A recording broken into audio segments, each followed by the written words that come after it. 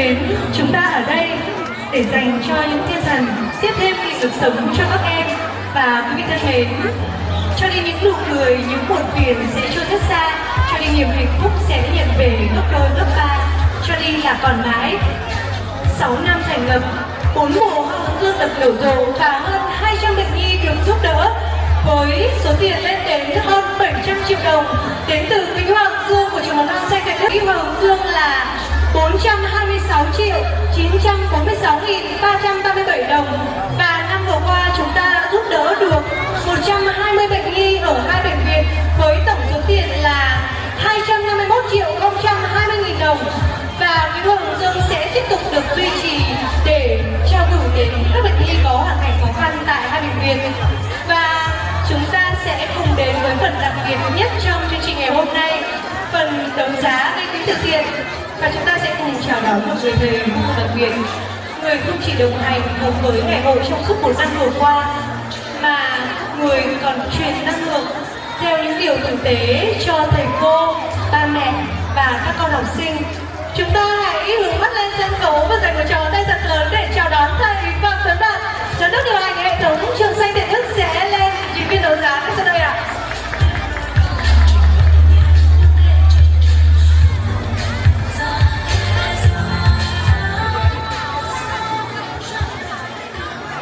Xin được gửi lời chào đến các thầy cô, ba mẹ và các bạn học sinh, và đặc biệt là tất cả các vị khách mời đã có mặt trong ngày hội Hoa hướng dương, một ngày hội nằm trong một ngày hội tử tế của ngày hôm nay. Và cho thầy Đạt hỏi, các ba mẹ đã có con học ở trường mầm non Xanh Tây Đức đâu, xin giơ tay ạ. Mình giơ tay là mình tạo cái năng lượng mình thế này đúng không ạ? Cho hỏi lại nhé, bây giờ mình bỏ tay xuống đi ạ. Các ba mẹ có con nào ở trường mầm non Xanh Tây Đức đâu rồi? Wow, rất là đông. Vâng, và các ba mẹ có con đang học ở trường Xanh Tây Đức ở bên trên cấp đây đâu ạ? Vâng, và ai đang sẵn sàng lan tỏa điều tử tế thông qua lễ hội Hoa hướng dương xin giơ tay. Đã bắt đầu thấy cái năng lượng tuyệt vời rồi. Và ban tổ chức của cộng đồng sống tử tế đang có một cái ngày hội khai mạc và kỷ niệm 7 năm thành lập cộng đồng sống tử tế.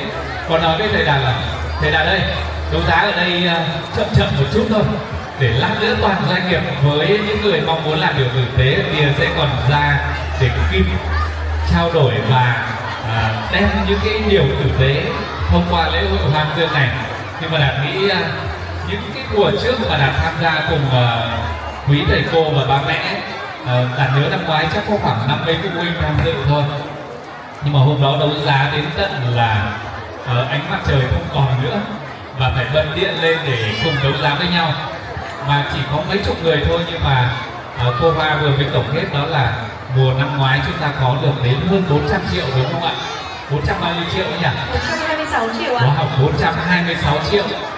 Và nếu ba mẹ hỏi một câu là 426 triệu này tại sao, tức là chúng ta đặt mấy câu hỏi là tại sao cái số tiền này mọi người lại sẵn sàng trao đi. Chẳng nhẽ những bức tranh này, những tác phẩm này nó giá trị đến như vậy hay sao? Thì Đạt nghĩ thường người ta nói về giá trị người ta sẽ nghĩ đến đó là tiền. Nhưng mà ít ai hiểu cái giá trị nó là những điều chúng ta có thể thu nhận được về cho bản thân mình. Trong đó có niềm vui, có sự hạnh phúc, có lòng biết ơn, và đặc biệt đó là những cái điều tốt đẹp chúng ta đang gieo đi để nó lan tỏa mãi trong cái cuộc đời này. Và Đạt nghĩ chúng ta sẽ nhìn mỗi một cái tác phẩm ở đây nó là giá trị như vậy.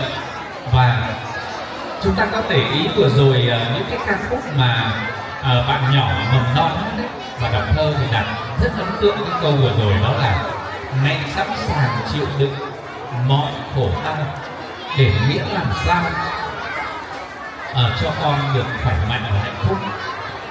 Đạt nghĩ bất cứ một người cha người mẹ nào cũng sẵn sàng như vậy.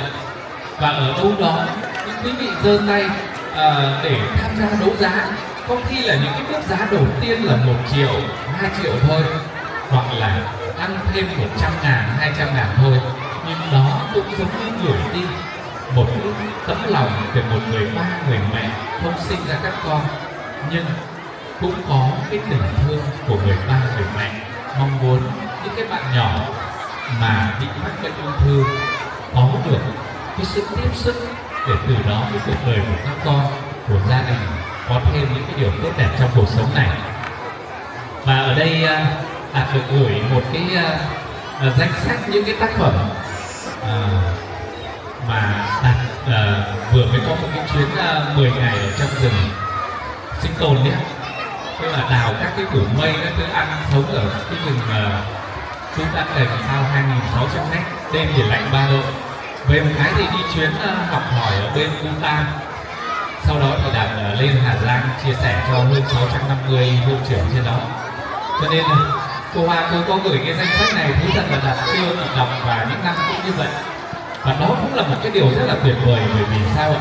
Bởi vì hãy để cho cái sự cảm nhận và năng lượng trọn vẹn ở ngay trong cái phần đấu giá này nó được dẫn dắt, thay vì những cái thông điệp mà chúng ta có thể chuẩn bị sẵn.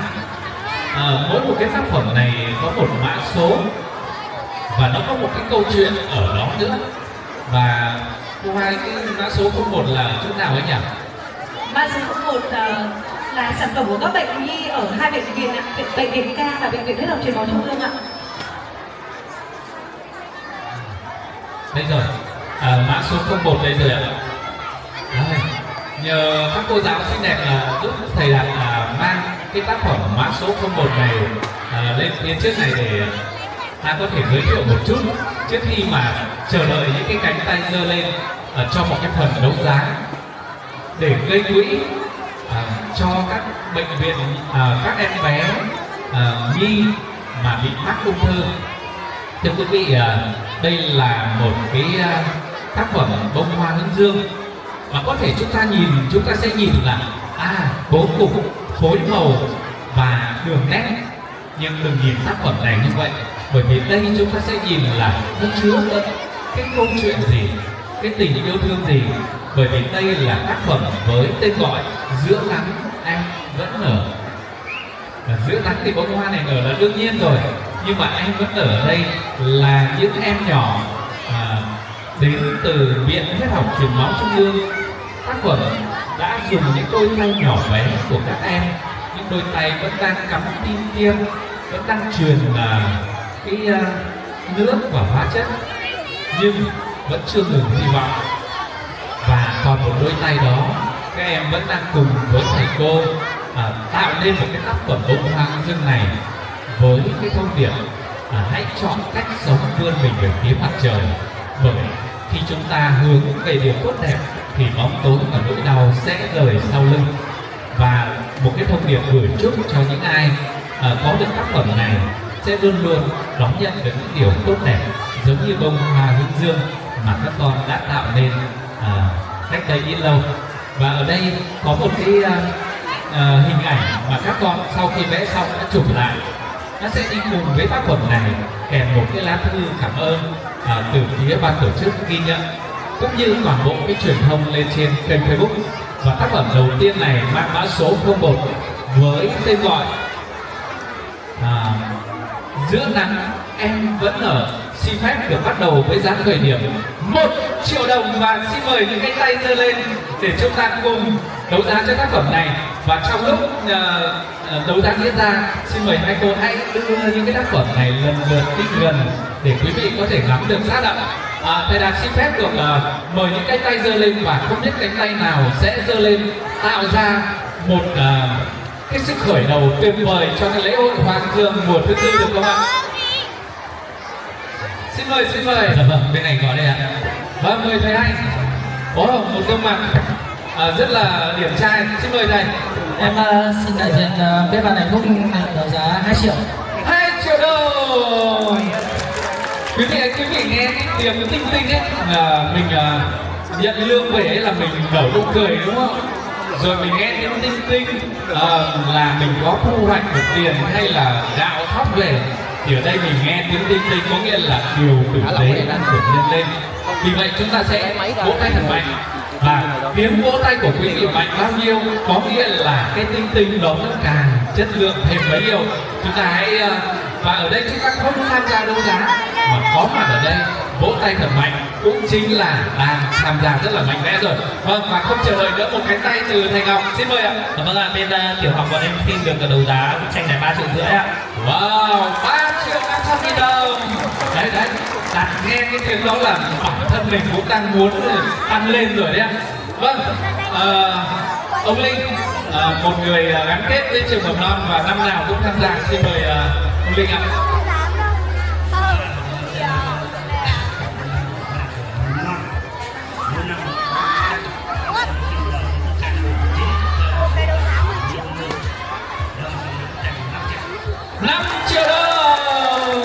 Ông Linh bộ phận an ninh của trường mầm non Thanh Tây Đức, nhưng mà cũng là một gương mặt kết nối niềm vui với các con trong cái lúc mà các con bước chân đầu tiên đến trường. Chúng ta có thấy điều gì nó hơi khác ở cuộc đấu giá này không? Đây là ông Linh, còn kia lại là tiểu học, còn kia lại là bếp ăn. Bởi vì ở trường các thầy cô sau khi làm những hoạt động tử tế này thì những cái ngày này thầy cô có được những cái tiền lương hay những cái tiền thưởng, thì ở mỗi phòng ban lại lấy cái tiền này đóng góp vào quỹ. Nó không phải là quỹ ăn chơi, nó cũng không phải là quỹ để chỉ đơn giản đi thăm hỏi phát triển những cái điều tốt đẹp, mà ở đó còn dùng quỹ này để làm những cái điều tử tế. Đó là lý do mà vì sao những phòng ban lại đấu giá thay mặt cho phòng ban, nó tạo cái sức mạnh hơn so với một cá nhân như vậy. Và đang rất mong những quý vị sau đây sẽ có những cái tôi cũng mong muốn đóng góp 500.000 cho lễ hội Hoàng Dương, nhưng mà đấu giá vào không nổi. Nhân tiện chị cũng đang có cái tấm lòng đó, tôi xin góp 500.000 để cùng đấu giá cái tác phẩm này. Và xin được thông báo 5 triệu đồng lần thứ nhất đến từ ông Linh. Không biết có cánh tay nào nữa cầm đưa lên không ạ? Mời tác phẩm lại đi xuống dưới đi ạ. Mời tác phẩm đi xuống dưới. Tác phẩm Giữa Nắng Em Vẫn Ở. 5 triệu đồng lần thứ hai. Vâng, một cánh tay giơ lên. Khi một cánh tay giơ lên là chắc chắn số tiền nó cao hơn là chúng ta ở xung quanh, nhất là những người xung quanh này. Anh em từ từ một chút. Mình phải làm sao nhỉ? Đấy, đúng rồi. Và lát nữa thầy đề nghị có phần thưởng cho những nào mà tạo ra được năng lượng tốt nhất ở đây. Đề nghị ban tổ chức chuẩn bị trà sữa rồi cà phê hay là sách đi đây để thầy làm được tặng. Xin mời anh, Em là phụ huynh của An Phúc ở lớp 1A6. Em xin đấu giá bức tranh này 8 triệu đồng. Wow! Không cần cái mức giá là 200.000 một lần, anh nâng luôn một cái là từ 5 triệu cho đến 8 triệu. Vâng, xin hỏi phỏng vấn anh một chút ạ. Nhìn dáng của anh là đã biết là đại gia rồi, nhưng mà là đại gia tình thương thôi chứ không phải là đại gia về tiền bạc đâu. Nhưng mà có lẽ là đại gia tiền bạc thì anh là gọi là theo một cái phong cách gọi là life luxury, đúng không? Tức là một cái gọi là rất là ẩn đo. Cho em hỏi là anh nhìn bức tranh này có cái điều gì mà anh lại sẵn sàng trả đến mức 8 triệu để đóng góp vào vậy? Thưa thầy, là nhìn bức tranh này thì thứ nhất là em thấy cái màu sắc của nó rất là tươi. Thứ hai nữa là cái ý nghĩa bức tranh em thấy nó phù hợp với cái bản thân em đang theo đuổi cũng như là hướng tới, nên là em quyết định rất là ấn tượng với bức tranh đầu tiên này. Em đã nhìn trên các bức tranh kia rồi, nhưng mà em tưởng bức này sẽ đấu thứ mấy, nhưng mà rất may mắn là nó đấu đầu tiên, nên là wow. Người ta bảo là mọi cái nhân duyên mà nó sắp đặt đến ấy, thì mình không thể để nó vượt qua được, đúng không ạ? Và xin biết ơn anh với phần trả giá vừa rồi, 8 triệu đồng lần thứ hai và 8 triệu đồng lần thứ hai. Vâng, vẫn cánh tay ở đây, Xin mời ông Linh. Mình cứ tưởng tác phẩm này sẽ kết thúc với giá 3,5 triệu, cơ bây giờ là 8 triệu rồi đấy ạ. Ông Linh chờ một chút ạ. Tại sao ở đây có mic lên, tức là tiền nó sẽ tăng lên mà mình lại yên lặng như thế nhỉ? Vâng, xin mời ở đây ạ. Ông chiến đấu 9 triệu. Wow. Vâng, 9 triệu. Và xin bật mí ở đây là chúng ta không đang cạnh tranh nhau về một tác phẩm, chúng ta không cạnh tranh nhau về mặt hơn thua, mà đây chúng ta đang cùng nhau nâng những cái giá trị lên để đóng góp cho lễ hội Hoa Hướng Dương, cho quỹ giúp cho các em một nhỏ bệnh nhi bị ung thư, đúng không ạ? Vâng, 9 triệu đồng lần thứ nhất. Và tôi vẫn đang trông chờ những cái tay giơ lên và những tiếng cổ vũ của những quý vị xung quanh. 9 triệu đồng lần thứ hai. Và không biết ai có sẵn sàng ủng hộ cho những người đang tham gia đó. Tôi ủng hộ 500, tôi ủng hộ 200. Thế là mình sẽ có ví dụ 9 triệu 200. Hoặc là nếu mà nâng lên ví dụ như một người ủng hộ 500 thì người này vẫn đấu giá là 9 triệu thôi, nhưng mà lại có thêm 500 để nâng thành 9 triệu rưỡi để cạnh tranh, đúng không ạ? 9 triệu đồng lần thứ 2,5. Vâng ạ. Vâng, cái tay rồi, vâng, cái tay rồi, mời anh. Trả 10 triệu. Wow, quá tuyệt vời, quá tuyệt vời. Tôi nghĩ là anh phải viết một cái câu chuyện để trường đăng lên trên Facebook về cái câu chuyện anh nhìn cái tác phẩm này thế nào, với cái đúng cái ý nghĩa mà cuộc đời anh đang mong muốn theo đuổi, và chắc chắn đó là điều tốt đẹp rồi. Và 10 triệu đồng lần thứ hai, 10 triệu đồng. Ôi, Vâng ạ. Có một cánh tay của một bạn học sinh lên lên. rồi con muốn nói gì? 50. Con muốn ủng hộ cùng với chú 50 tử tế. Vâng ạ. Mọi người đây không biết 50 tử tế trị giá bao nhiêu tiền, con có thể chia sẻ được không?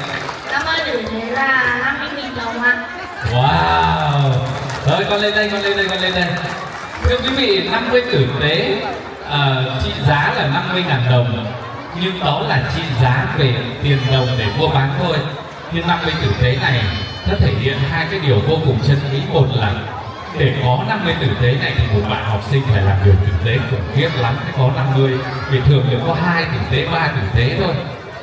Và tiền tử tế này được tiêu ở trong trường, được mua bim bim, mua kem, mà không loại tiền nào được mua ngoài tiền này. Cho nên một bạn ăn gói bim bim trong trường bình thường nó tự hào lắm, ăn cái kem nó nghênh ngang lắm.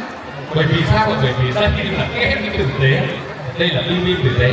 Vậy mà thầy hỏi này, sao 50 tử tế không để dành mà ăn kem lại bỏ vào đây?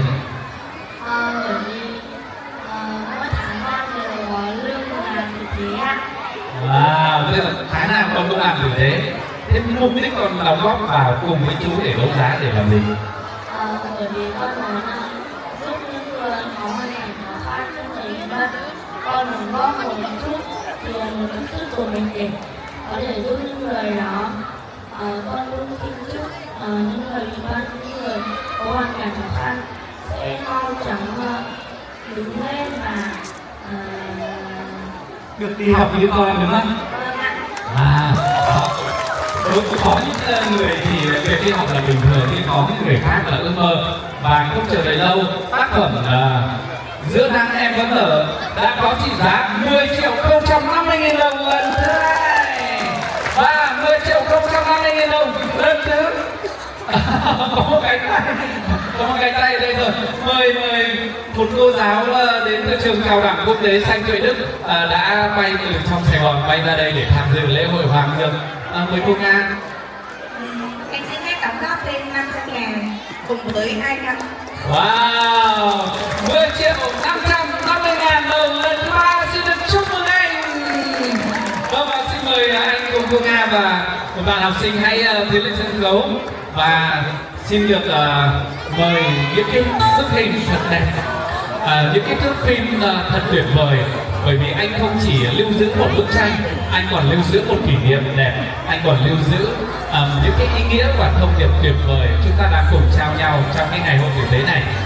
Thế là hôm nay với vai trò MC sẽ xin phép điều phối đấu giá đứng ở dưới thôi, và mình mời cô Nga, mời cô Nga. Vâng, và anh mời tất cả gia đình mình đi 10 người phải lên cả mọi người đi chứ ạ.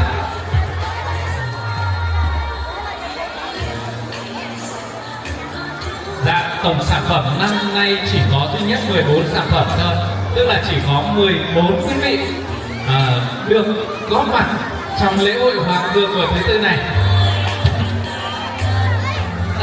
anh đi một mình hay đi với ai nữa đấy ạ?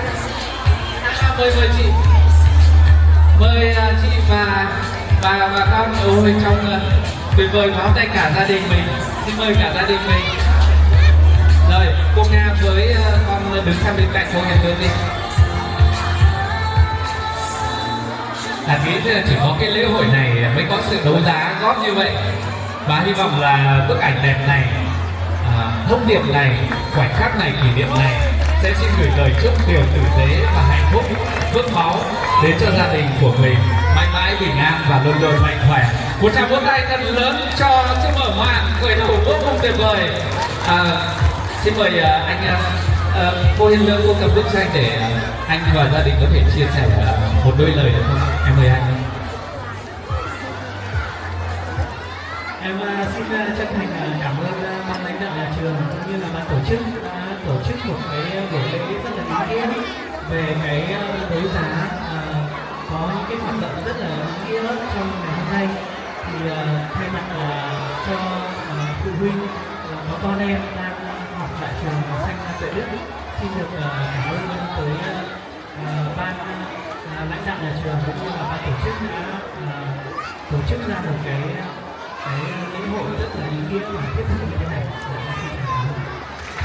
Em muốn mời chị chia sẻ một thông điệp cho những người đấu giá tiếp theo, tức là chỉ còn có 13 người thôi. Một cái thông điệp gì được không ạ?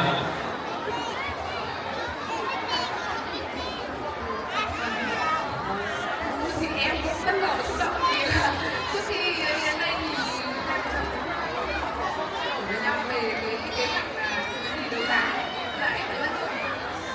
Thì em thấy là cái việc mà chúng em tham dự đấu giá này cũng là một cái ý nghĩa, có một phần nào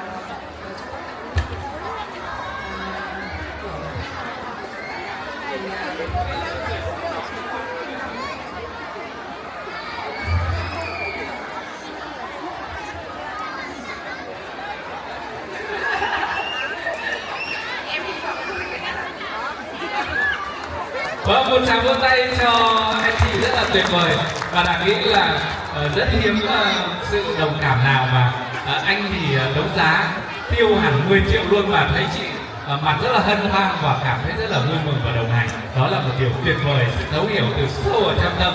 Vâng, một tràng vỗ tay nữa cảm ơn cho phần đấu giá này. Và hy vọng đúng như là thông điệp của chị, đây là tác phẩm có giá trị thấp nhất. Vâng, xin mời tác phẩm và chúng ta ban tổ chức sẽ kết nối với anh chị trong những phần tiếp theo. Quý vị thấy cái phần đấu giá này đã bắt đầu nóng lên chưa? Thầy Ngọc, thầy đại diện cho cả bên khối tiểu học, cánh tay bị thương, chảy rất là nhiều máu sáng nay, nhưng mà chảy vào sự tử tế khi đóng góp máu, đúng không ạ? Thầy nghĩ thế nào với ngày hôm nay khi mà thầy quyết tâm phải giành được tác phẩm treo ở bên tiểu học ạ? Dạ vâng ạ, ở đây thì bọn em cũng cảm thấy rất là may mắn vì là đã được tham dự một vài cái chương trình của trường như thế này, và mỗi lần như thế thì không những là không khí của thầy cô mà học sinh luôn luôn cảm thấy rất là háo hức, cảm thấy sục sôi, vui sướng khi mà thấy một cái điều tốt đẹp được lan tỏa. Vâng, cảm ơn thầy Ngọc. Và những cái tác phẩm đầu tiên chúng ta chậm một chút thôi, còn những tác phẩm sau có thể nó đi nhanh hơn một chút. Và xin mời các cô giáo xinh đẹp hãy giúp thầy Đạt với cái tác phẩm mang mã số 02. Đây là một tác phẩm cũng là bông hoa, nhưng mà chúng ta thấy không ạ, không phải cái màu vàng của hoa hướng dương nữa. Vậy thì nó là mà lại hình dáng lại màu hoa hướng dương. Vậy thì thông điệp này là gì đây? Đây cũng là một tác phẩm giấc mơ trong từng hạt cát, bởi vì tác phẩm này được làm từ rất nhiều hạt cát tạo thành một cái tác phẩm hoa này. Và với thông điệp tác phẩm được tạo nên từ những hạt cát nhỏ như chính nghị lực nhỏ nhưng vô cùng phi thường giữa những em bé bị ung thư máu, ung thư rồi ngày đêm chiến đấu với bệnh tật, dù đôi tay của con vẫn còn run, còn đau vì cái kim truyền, và con vẫn sẵn sàng tỉ mỉ gắn từng cái hạt cát, từng lớp cát để mong muốn những cái hạt cát này gửi gắm những cái ước mơ của con, gửi đến cho ai có được tác phẩm này, có được sức khỏe, sự bình an và mọi cái hy vọng đẹp nhất trong cuộc đời. từ sâu trong trái tim của các con. Những cái thông điệp mà Đạt nghĩ thì đọc thôi cũng rất là xúc động rồi. Thưa quý vị, đây là bức tranh làm từ những hạt cát, vẫn giá khởi điểm 1 triệu và mức giá mỗi lần tối thiểu không dưới 100.000.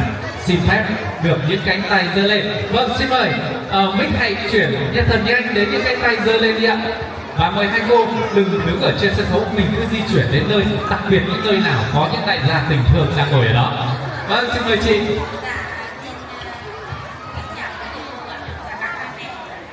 Em học sinh của trường Thủy Đức. Gia đình nhà là anh ngày nay đến tham dự ngày hội Hoàng Dương, xin được trả bức tranh 5 triệu ạ. Wow. Cho Đạt nghe lại một câu được không? Nghe nó là 10 hay là 5 hay gì không rõ ràng không? Dạ thế gia đình nhà là anh trả bức tranh 5 triệu. 5 triệu đồng. Không có 1,5 triệu, 2 triệu gì nữa mà ngay lập tức luôn là 5 triệu đồng. Quá tuyệt vời, quá tuyệt vời. Vâng, 5 triệu đồng lần thứ nhất đến về tác phẩm những hạt cát đem lại những cái giấc mơ, đúng không ạ? Vâng, xin mời.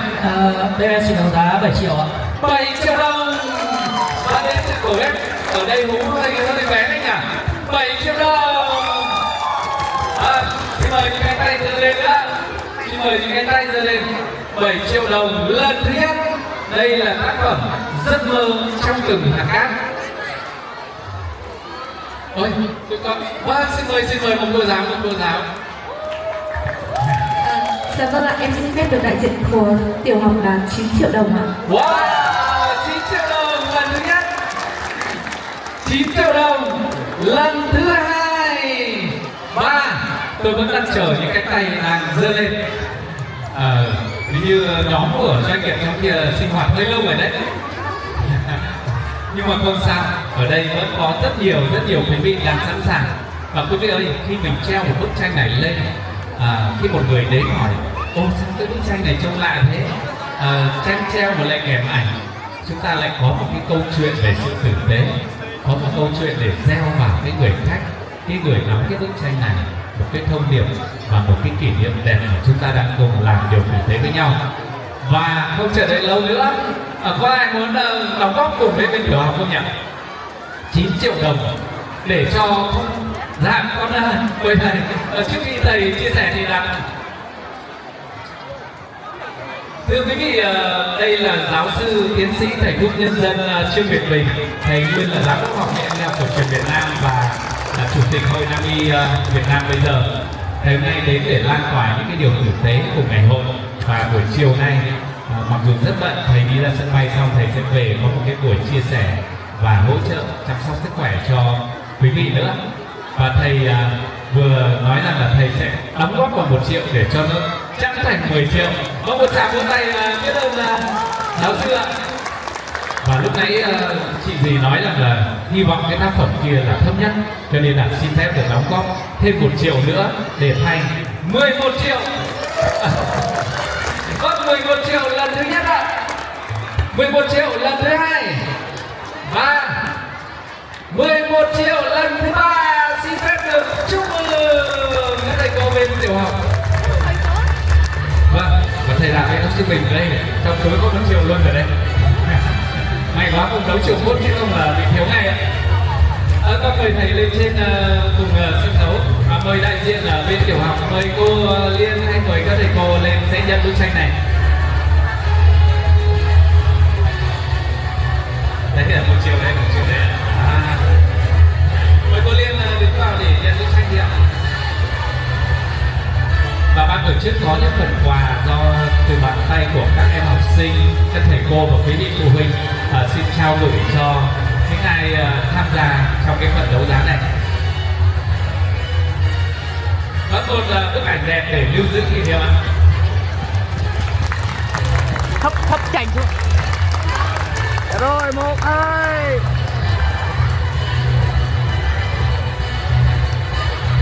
Xin hỏi thống kê nhanh chúng ta có bao nhiêu tiền rồi ạ?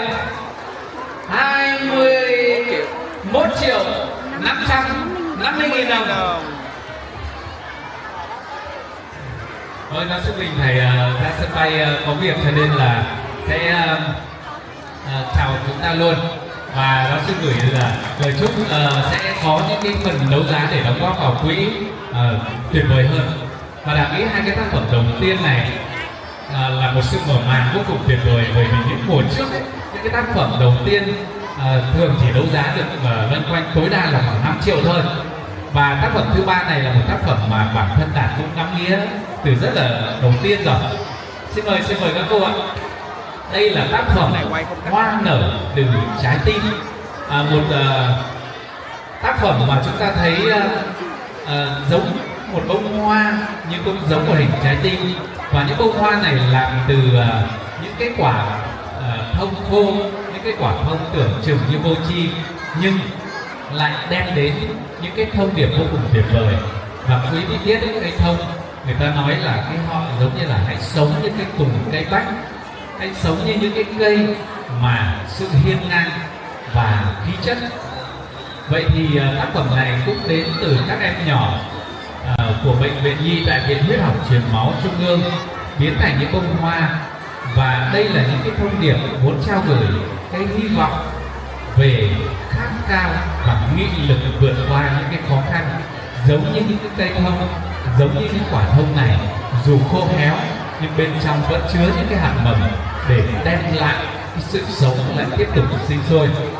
Và khi ai đó nhận được cái bức tranh này treo ở nhà, trong một cái phòng khách hay một cái không gian trang trọng, thì ở đây những bông hoa này không chỉ làm đẹp, còn làm thêm những cái điều tuyệt vời, đầy nghị lực và ước mơ cho căn phòng ấy. Tác phẩm này vẫn giá khởi điểm là 1 triệu đồng. Xin phép được bắt đầu. Vâng, xin mời những cánh tay giơ lên. Vâng, một cánh tay mới lên rồi. Xin mời chị, xin mời chị. Em xin đấu giá bức tranh này là 2 triệu đồng ạ. Wow, 2 triệu đồng lần thứ nhất. Chị là phụ huynh của cả bên lên lớp, có cả mầm non nữa. Vâng ạ, em là phụ huynh của bạn này ở lớp 4A5 và bạn này ở lớp tiểu 1. Một phụ huynh cả bên mầm non và cả bên lên lớp, rất là tuyệt vời. Cô Hiền Lương Vâng, xin mời chị, xin mời chị, xin mời chị. Vâng, ông Linh nói là cho ông Linh chạm vào cái này. Cứ mình cho chạm vào đi ạ, chạm thoải mái không sao đâu. Nhưng mà sau cái phần kết thúc đấu giá này là chỉ có chủ nhân mới được chạm vào thôi nhá. Em đấu giá bức tranh này 5 triệu đồng cho 25 bạn ạ. Wow, Đạt nghe những cái thông điệp này là cảm thấy rất là vui. Tức là lớp 2A7, tức là ở đó có những cái quỹ mà không chỉ là để sinh hoạt hay chi tiêu, mà cái quỹ để cùng làm điều thực tế, đúng không ạ? Rất tuyệt vời. 5 triệu đồng đến từ 2A7. Vâng, ở đây xin mời chị. Xin đấu giá là 7 triệu ạ. Wow, và bây giờ mình thống nhất này nhé, mình sẽ nói là mẹ tên là gì này, con đang học như thế nào, hay xong rồi mình nói là số tiền được không ạ? Xin chào thầy cô và chào các ba mẹ. Em là phụ huynh của bạn Đào Bảo Ngọc, học sinh lớp 4D1, và bạn Đào Quang Đăng, học sinh lớp 2A3 đều học tại trường danh tiếng nước mình. Em xin đấu giá bức tranh đó là 7 triệu ạ. Khu này đâu rồi? 7 triệu đồng. Rồi, 7 triệu đồng lần thứ nhất. Thầy đang thấy xuất hiện là vẫn có cái này, Xin mời chị.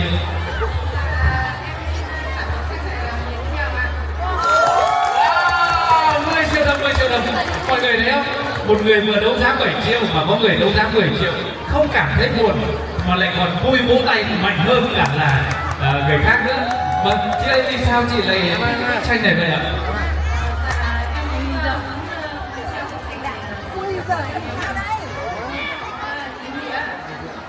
Chị cũng muốn treo bức tranh này ở phòng khách nhà mình vì đầy ý nghĩa. Vâng, xin mời bức tranh vẫn cứ đi tiếp nhé. 10 triệu đồng lần thứ nhất. Cô Hiền Lương cũng tham gia. Xin mời cô Hiền Lương. Cô Hiền Lương xin được trao gửi yêu thương 12 triệu đồng. 12 triệu đồng đến từ cô Hiền Lương. 12 triệu đồng lần thứ nhất. Và 12 triệu đồng lần thứ hai. Xin hỏi quý vị là thầy Đạt có được tham gia đấu giá không ạ? Có không ạ?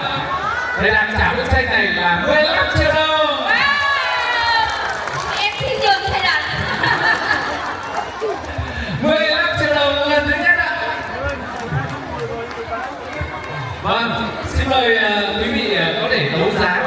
ta góp mở đấu giá, chúng ta hãy cùng cứ sẵn sàng nhé.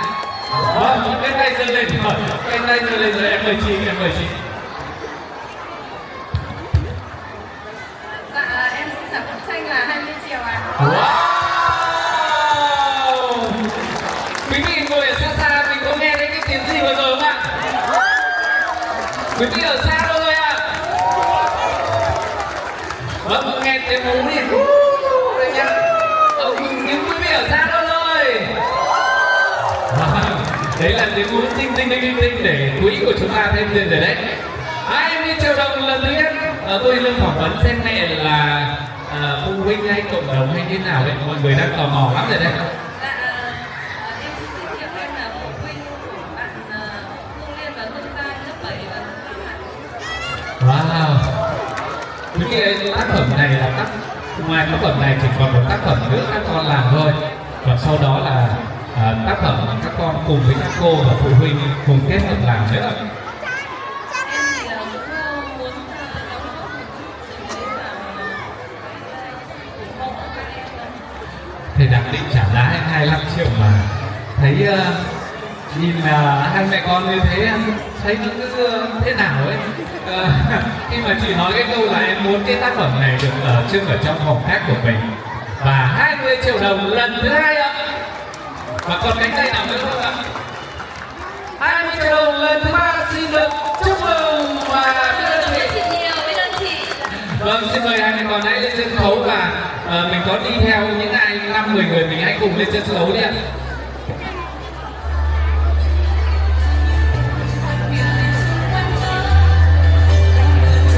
Vâng, thì là có một tin vui vô cùng gia đình của mẹ Lan Anh và bố có việc phải về, cho nên xin đóng góp 5 triệu vào cùng một tác phẩm nào mà đang cảm thấy có cái hạn chế về việc gia tăng lên. Cho nên xin mời chị hãy lên đây để cùng trao 5 triệu cho quỹ Hoàng Dương. Và bố đây tại sao gương mặt quen quen, quý vị có nhìn thấy cô em bé lúc nãy dẫn dắt đọc bài thơ và từng cái cánh tay, từng cử chỉ, trái tim trao đi, rồi biết ơn, rồi sẻ chia như này, quá tuyệt vời. Thầy Đạt lúc nãy quay toàn bộ những cái của mình này rồi. Và xin mời hai mẹ con hãy lên đây để nhận cái tác phẩm. Hình như là đi cùng cả với anh, xin mời anh ạ.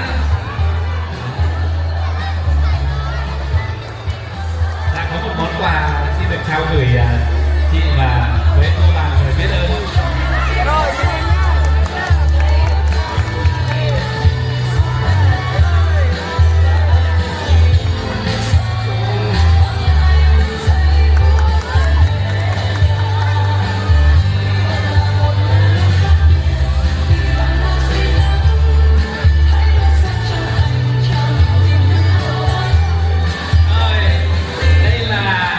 Chủ nhân của tác phẩm đạt mức 20 triệu đầu tiên trong lễ hội này của chúng ta. Các cô giáo xinh đẹp cứ đứng vào công viên. Và thưa ba mẹ, sẽ có một cái bức thư tri ân để ba mẹ có thể treo cùng cái tác phẩm của mình. Quý vị thấy đã bắt đầu nóng hơn chưa? Cái này nóng hơn cái ánh sáng này chưa? Ôi chào chị Lan. Dạ.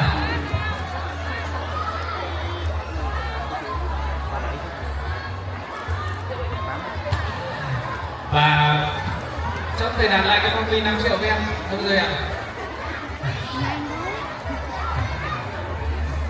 Vâng, quý vị nào mà cảm thấy cái phần đấu giá nào chưa hấp dẫn thì đây có 5 triệu thoải mái để đưa thêm vào. Và cái phần nào mà quý vị đang cảm thấy rất là mong muốn cái tác phẩm đó mà mình không thể gia tăng thêm được cái số tiền thì thầy Đạt xin phép hỗ trợ vào cùng 5 triệu từ gia đình của chị Loan để bổ sung vào, đúng không? Vậy 5 triệu tạm thời để đây nhá. Bây giờ chúng ta sẽ đến một tác phẩm thứ tư, là tác phẩm cuối cùng được vẽ từ các em nhỏ. Vâng ạ, thầy Đạt ơi, hai cô giáo cô Hạnh và cô Tú Anh cũng là người đã đồng hành cùng với các bệnh nhi để làm cái tác phẩm này ạ. Tác phẩm này không đến từ Viện Huyết học Truyền máu Trung ương nữa mà đến từ các em nhỏ bệnh viện nhi của bệnh viện Ca, cũng ngay gần đây thôi, Ca Tân Triều ấy ạ.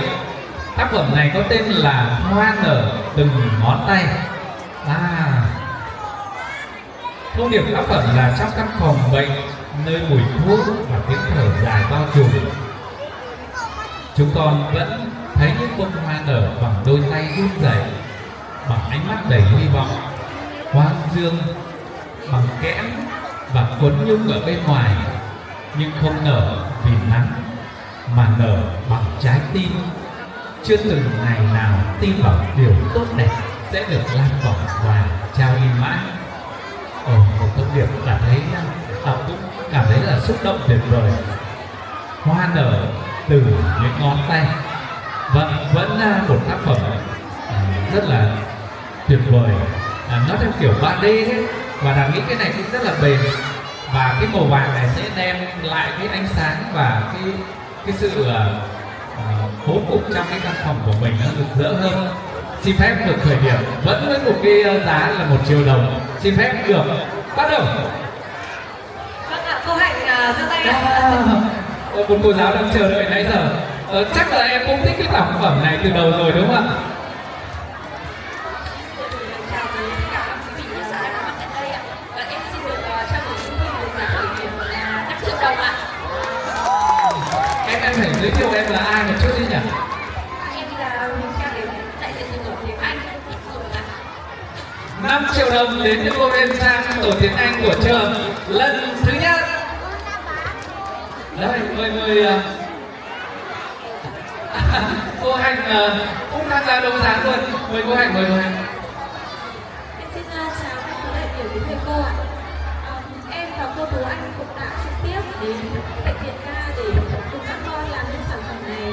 Và thực sự là khi đến đây thì thuyết phục các con, bởi vì là khi mà làm tác phẩm này thì tay của các con vẫn đang truyền nước ạ.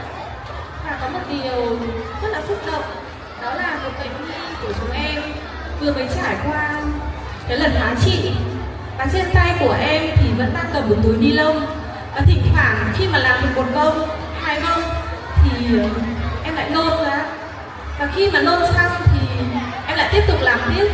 Thế nên là em rất là khâm phục và muốn góp quỹ hiểu và thương của mầm non Tệ Đức Văn Khê thêm 4 triệu đồng vào đây ạ.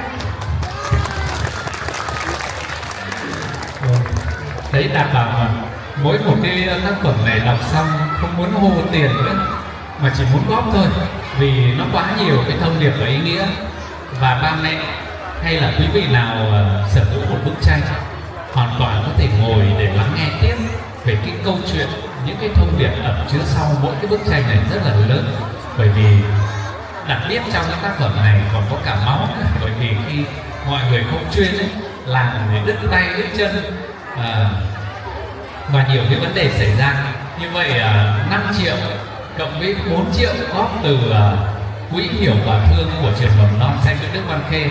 Và quý vị biết là mầm non Xanh Nguyễn Đức Văn Khê chủ nhà đã dừng cái hợp đồng sau 8 năm hoạt động, cho nên trường cũng dừng lại để chuyển về mầm non Xanh Nguyễn Đức Thanh Hà.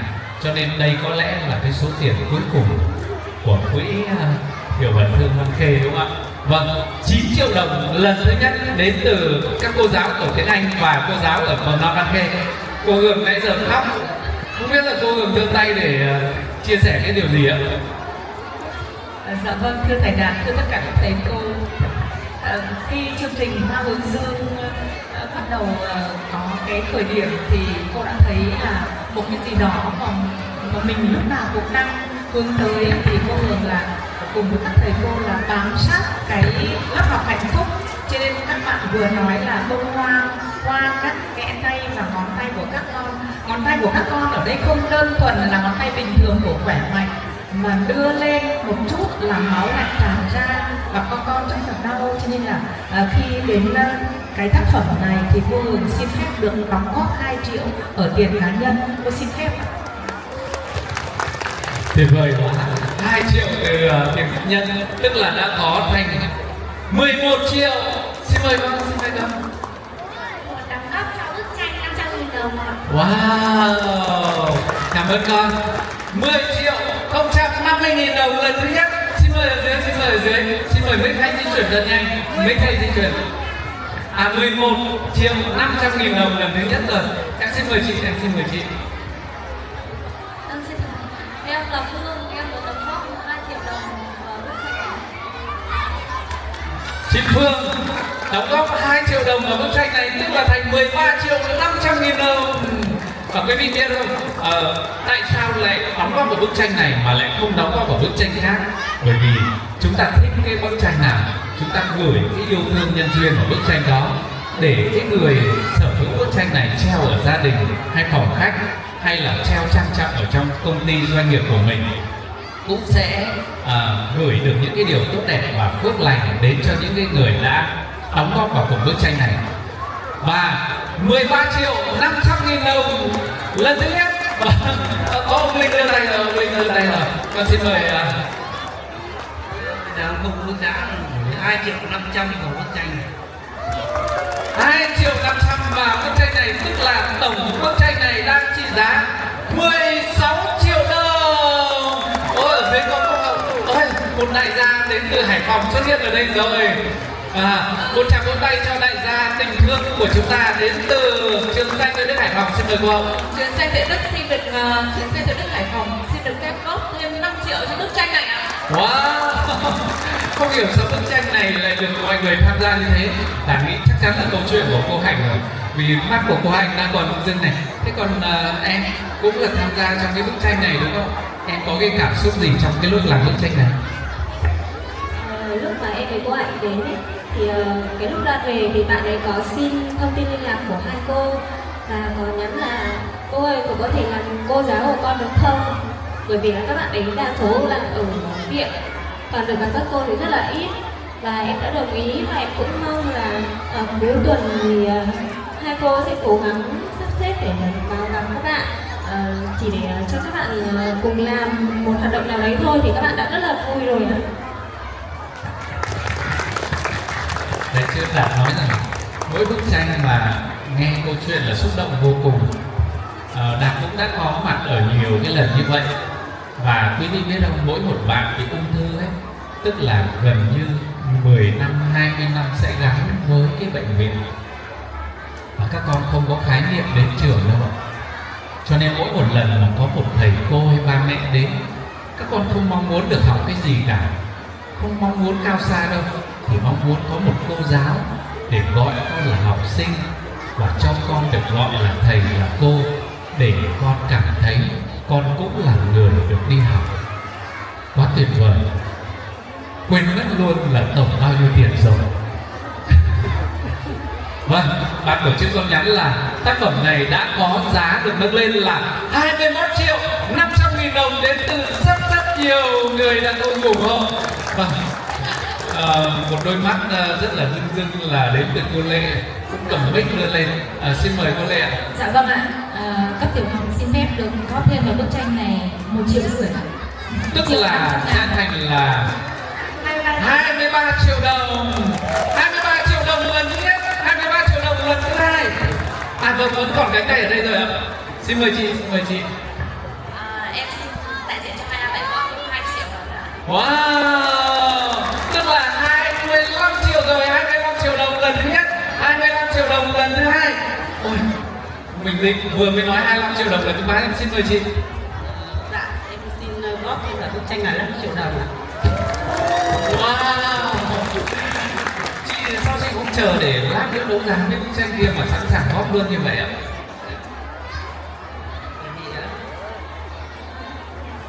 Vì cái câu chuyện mà bức tranh này của các con ấy, thì em rất là xúc động. Đấy, em góp vào đây. Tuyệt vời quá.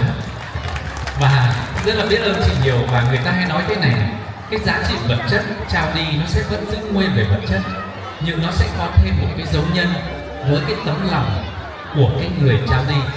Và nếu giá trị vật chất chỉ là 10 đồng, nhưng cái dấu nhân với cái tấm lòng của chúng ta nó lên hàng triệu, thì cái phước báu và những sự tốt đẹp nó sẽ cũng nhân lên như vậy.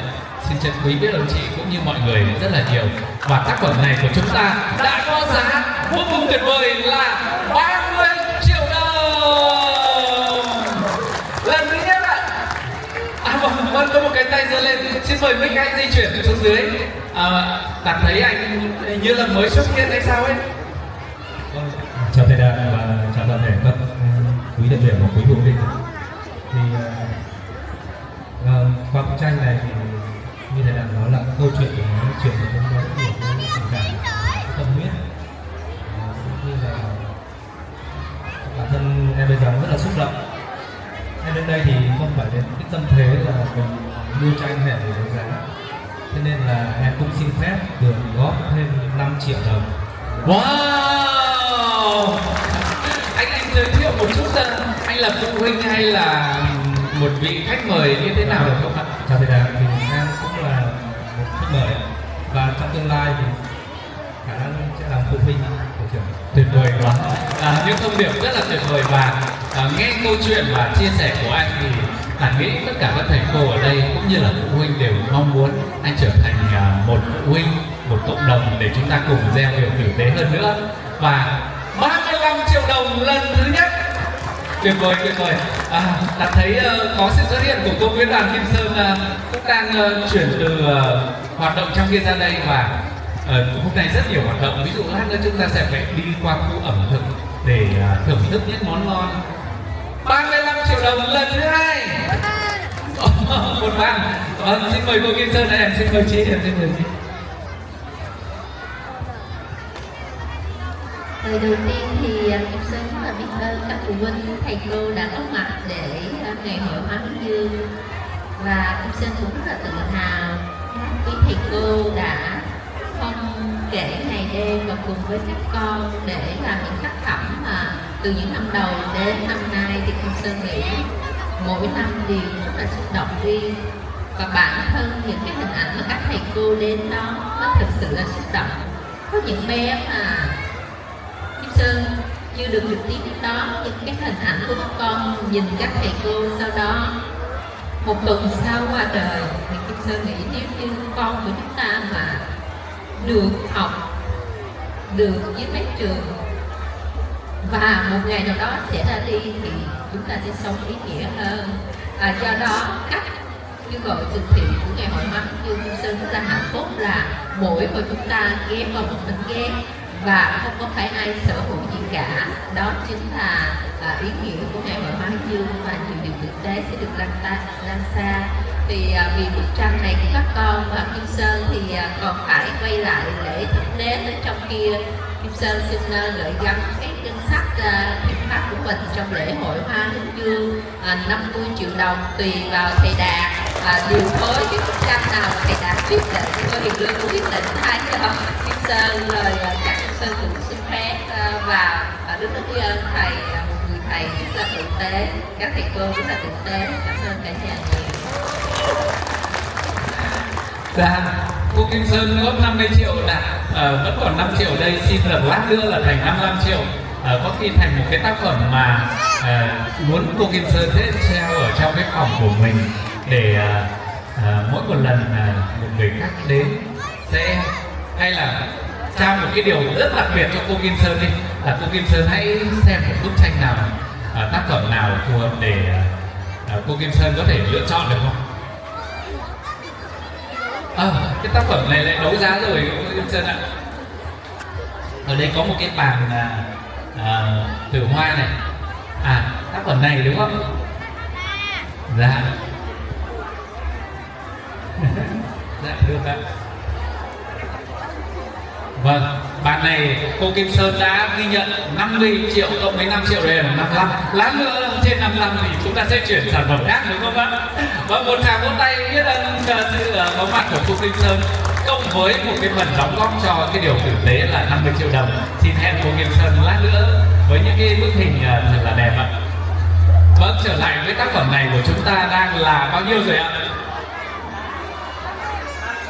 Vâng, 35 triệu đồng.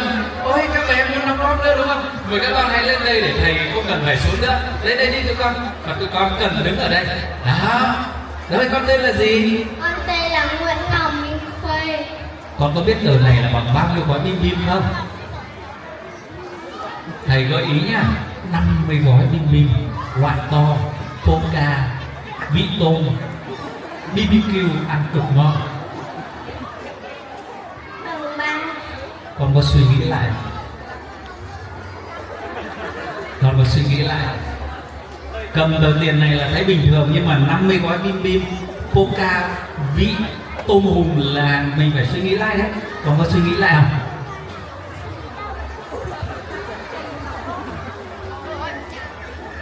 Thầy hỏi ta đấy, con suy nghĩ lại thì để mình lại quay về mình bảo mẹ ơi, đổi cái tờ này thành 200 được không?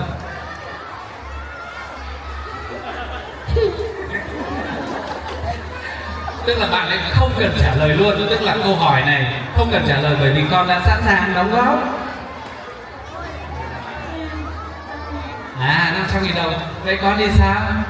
Con thì góp 50 thực tế, do tài chính hạn chế. Lúc nãy nghe câu chuyện của thầy chưa?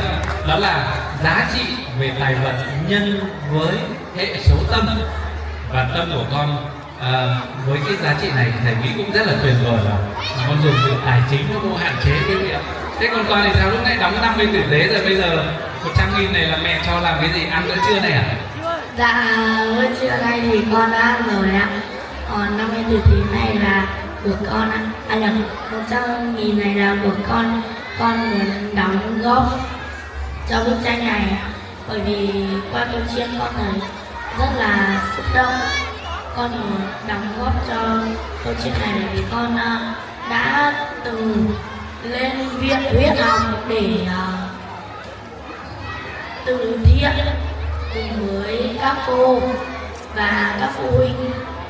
Con biết được các em nhỏ ở đấy rất là khó khăn và rất là khổ khi hôm đấy là hôm trung thu. Rồi thầy hiểu cái thông điệp của con rồi. Và 35 triệu 35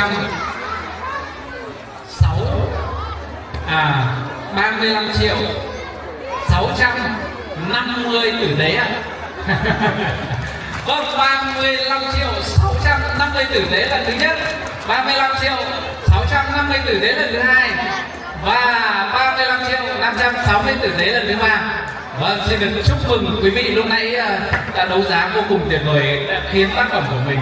Ở đây các con còn đóng góp thêm là 10 này, 20, 30 tử tế. Con cầm luôn đi con. Xin mời quý phụ huynh mà đã đấu giá chứ không phải là góp, xin mời lên để nhận cái tác phẩm của mình ạ.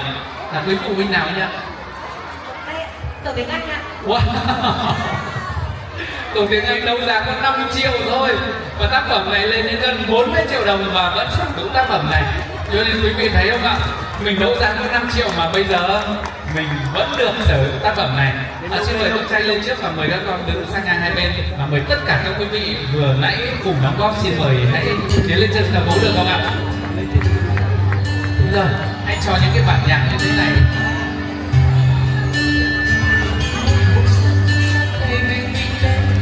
Vâng ạ, ban tổ chức xin được trân trọng kính mời các quý vị đã đóng góp thêm cho bức tranh này sẽ lên xuống sân khấu để nhận tri ân từ ban tổ chức ạ. Ban tổ chức mà chuẩn bị chưa đủ hết quả ấy, thì rất là mong quý vị thông cảm, ban tổ chức sẽ gửi ngay sau nhé.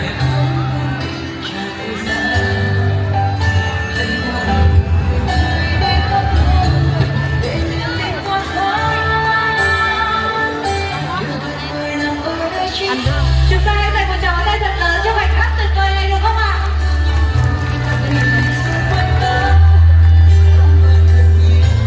Rồi, ok, nhìn em ạ. Dạ rồi, 1, 2, 3. Xin cảm ơn quý vị rất là nhiều, và đặc biệt là câu chuyện rất là hai cô giáo đã đem lại những cái sự xúc động, và đặc nghĩ chúng ta đã đấu giá được một bức tranh ở trong lòng của mình rồi. Tuyệt vời quá.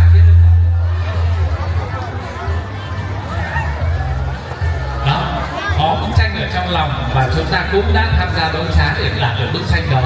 Những bức tranh đó lưu giữ ở trong tấm lòng của mình. Và tác phẩm tiếp theo mang mã số thôi không theo mã số nữa đi. Quý vị muốn đấu giá bức tranh nào để đạt xin phép được bắt đầu bức tranh đó? Thế này được không ạ? Số 8 là bức tranh này. Hai chiếc nón. Vâng, xin mời các cô. Đây là một bộ nón và túi. Wow, ta thấy đúng màu sắc màu cánh sen đúng không ạ? Màu này được gọi là màu cánh sen đúng không ạ các chị em nhỉ? Và tác phẩm này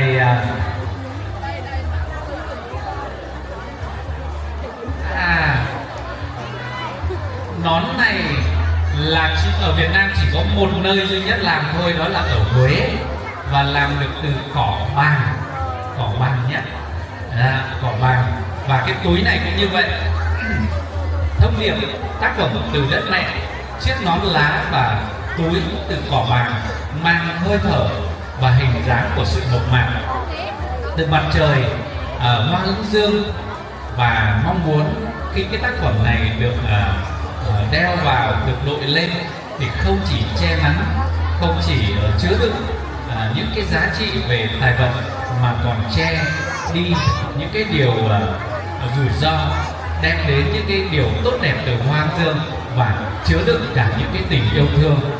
Vâng, và tác phẩm này Đạt nghĩ là một món quà rất là tuyệt vời để các bố tặng cho các mẹ, nhất là trong cái dịp kỷ niệm nào đó, đúng không ạ? Vâng, tác phẩm này xin phép được bắt đầu với giá vẫn là 1 triệu đồng khởi điểm. Xin phép được bắt đầu. Vâng, xin mời. Đây ở bên này trước đi, em mời chị.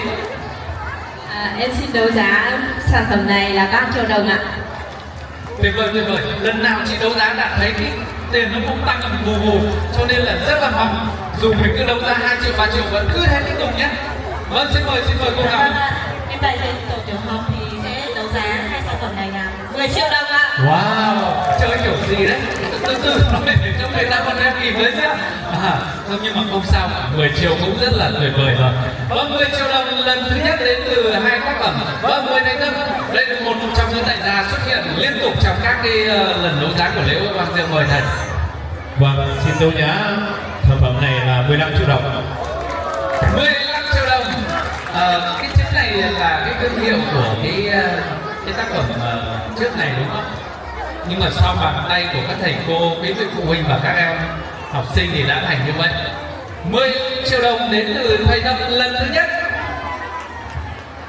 15 triệu đồng lần thứ hai. Thầy ơi. Vâng, mời cô Ngọc. Không thể, mình đã có mục đích rồi thì không thể dừng được. Dạ vâng ạ. Cô quay xuống, cô nhìn thẳng vào mặt thầy Tâm, hãy nói một lời từ cái thông điệp tử tế. Vâng ạ. Rất là mong anh Tâm sẽ lắng nghe những chia sẻ của bên tổ tiểu học chúng em. Anh muốn đấu không? Đấy, em phải nói như thế, đừng lắng nghe. Anh không thích nghe những cái từ đó lắm. Vâng ạ. Nếu mà tổ tiểu học có thể sở hữu hai sản phẩm này thì chúng em rất mong muốn sẽ được tặng lại cho người thuyền trưởng của mình ạ. Thì chúng em xin phép đấu giá là 17 triệu đồng ạ.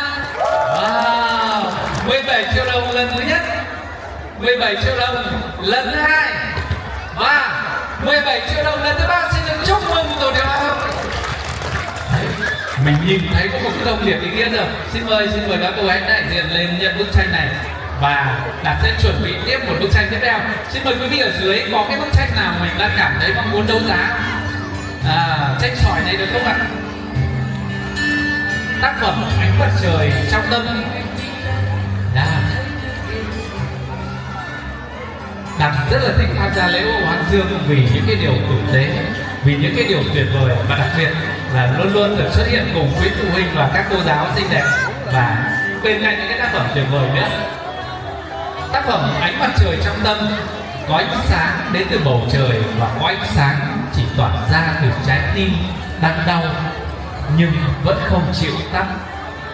Bức tranh này gửi gắm niềm tin và nghị lực sống từ bông hoa hướng dương hướng về mặt trời, nhụy hoa là những viên sỏi mát lành từ dòng suối, vững vàng qua năm tháng, biểu tượng của nội lực và sự mạnh mẽ mà các em nhỏ đang vươn lên chiến đấu với căn bệnh của mình hàng ngày. Hãy chạm vào viên sỏi, chạm vào bức tranh này và để cảm nhận năng lượng và hơi thở của nghị lực đem đến sự tươi sáng và bình an. Hoa dương thì đã thấy nhiều rồi, nhưng hoa dương mà ngụy lại từ những viên sỏi đẹp thế này thì là lần đầu tiên đã thấy. Vâng, xin được khởi điểm với giá 1 triệu đồng. Em xin mời chị. Em xin trả giá bức tranh này 10 triệu ạ. Wow, 10 triệu đồng. Đạt nãy giờ mình giật liên tục.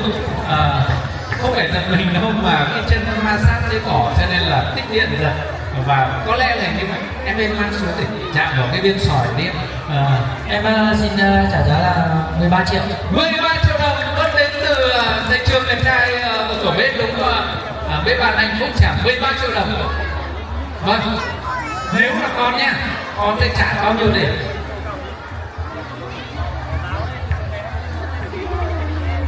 Con mà trả tiền bức tranh này con sẽ trả bao nhiêu? Trả thoải mái.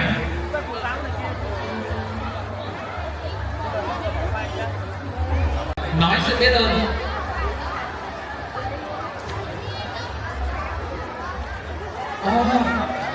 Lát chị phải tham gia chứ chị Nhâm ơi. Không được, không được. Lát vào kia nhưng mà lát này vào đây lắm. Để gửi có một quý phụ huynh đã từng là phụ huynh, bây giờ con ra trường rồi và cũng là một trong những người tham gia cùng đóng góp cộng đồng sống tử tế, mong muốn ẩn danh đóng góp thêm 50 triệu đồng cho lễ hội ở Hoa Hướng Dương cùng đấu giá mà không cần nhận một tác phẩm nào cả. Wow, quá tuyệt vời. Như vậy là bàn của thầy Đạt lúc nãy đây là có 55 triệu, bây giờ thêm 5 triệu nữa là có 105 triệu đồng sẽ đóng góp vào một tác phẩm nào đó để đạt được kỷ lục đấu giá trong lễ hội Hoa Hướng Dương mùa thứ tư này.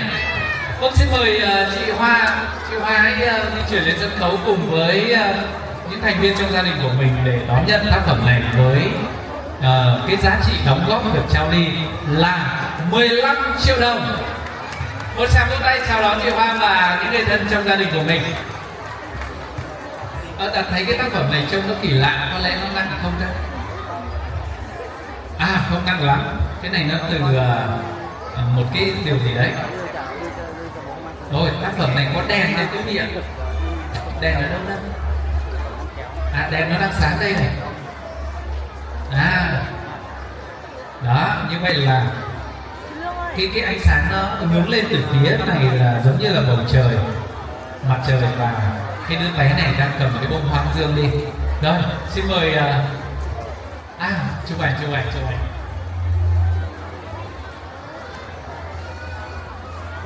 Dạ rồi, 1, 2, 3.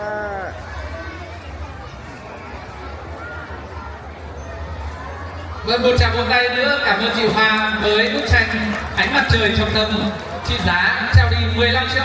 Và xin mời hai cô giáo xinh đẹp hãy giúp cho thầy Đạt một tác phẩm tiếp theo. Tác phẩm này bước tới ánh sáng. Đạt nhớ trong kinh có nói về những cái hạng người, đó là hạng người bước từ ánh sáng vào bóng tối, hạng người bước từ bóng tối lại vào bóng tối, và có một cái hạng người vô cùng chân quý, đó là bước từ bóng tối để đi sang ánh sáng. Mọi cái sự vô minh trong cuộc đời mình đều hướng đến ánh sáng. Và tác phẩm này, quý vị ơi, tác phẩm này là có cái đèn bên trong để chiếu sáng ở đây nhé. Đây là một tác phẩm mong muốn mỗi bước đi chúng ta đều hướng về phía ánh sáng, nơi mà chúng ta đều thấy được cái sự hạnh phúc, niềm tin và hy vọng. Hãy giống như em nhỏ này, dù cái đôi chân trần và một cái cơ thể chúng ta thấy đầu hơi rù một tí đúng không? Quần áo thì rất là bình thường, nhưng vẫn luôn luôn bước vào những cái hành trình hy vọng. Và tác phẩm này là thấy các cô cùng với các con làm khéo tay quá, để ở đâu cũng cảm thấy rất là phù hợp. Xin phép được bắt đầu với giá. Tác phẩm này là một thầy giáo mỹ thuật tham gia cùng cái chương trình này, đó là thầy Tin đúng không? Rất là tuyệt vời. Xin phép được khởi điểm với giá là 1 triệu đồng. Xin mời những cánh tay giơ lên. Vâng, cô Hiền Lương giơ tay luôn đúng không? Cô Hiền Lương xin được trao gửi yêu thương 10 triệu đồng. 10 triệu đồng đến từ cô Hiền Lương. 10 triệu đồng lần thứ nhất. Xin mời thầy Tâm. Bích ở đâu? Hãy ở gần những đại gia đi để cho nó nhanh chóng tiến hành. 15 triệu đồng. Đấy, nghe những câu nói chất lượng như vậy. Thầy Trường xin mời, cứ đứng lên em, không cần phải ngại đâu. Xin cầm mic luôn đi thầy Tâm em. Đấy, cứ cầm mic luôn đi thầy Tâm.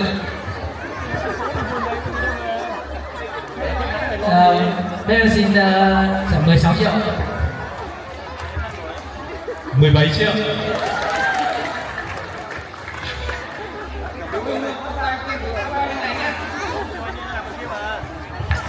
17 triệu 500 ạ. Vâng, đây có một người, một tay bế con mà một tay vẫn giơ lên, không sao đâu, để anh đỡ cái mông này. Dạ vâng ạ, em Hiền ở trường Sinh Viên Hải Phòng xin được góp thêm một bức tranh này là 3 triệu nữa ạ. Wow.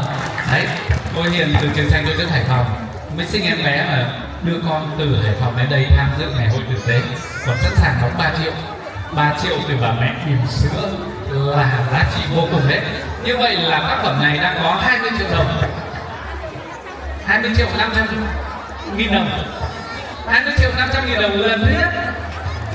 Xin mời chị, con muốn đóng góp gì con gái? Con là Minh Nhi. Minh Nhi có biết con cầm bao nhiêu tiền ở tay không? 500.000. Wow, một tràng vỗ tay cho bạn Minh Nhi đóng góp thêm, như vậy là thành 21 triệu đồng lần thứ nhất, 22 triệu đồng, 21 triệu đồng lần thứ hai. Và Vâng, chắc thầy Tâm sẽ góp vào 4 triệu thành 25 triệu để cho tổ bếp nấu bức tranh này. 25 triệu đồng lần thứ nhất, 25 triệu đồng lần thứ hai. Và xin một tràng vỗ tay của chúng ta chúc mừng tổ bếp và đại diện là Thành Cường với 25 triệu đồng lần thứ ba. Xin mời các thầy cô và các em học sinh đã cùng đóng góp. Chúng ta hãy lên đây và bên kia có thư ký sẽ xin đầy đủ họ, tên, thông tin, số điện thoại của mình để những danh sách này được công bố trên website, Facebook và hệ thống thông tin của nhà trường, và cũng sẽ lưu giữ mãi để có những cái mùa tiếp theo xin được tri ân và được mời tất cả những quý vị đã cùng tham gia đóng góp thông qua hình thức đấu giá những tác phẩm này sẽ cùng có mặt.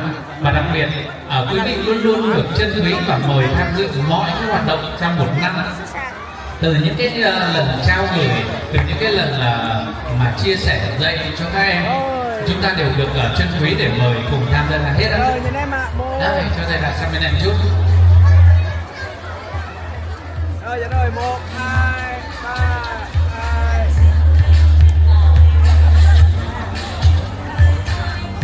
Chúng ta hát cùng bài hát này một chút để đỡ cái không khí.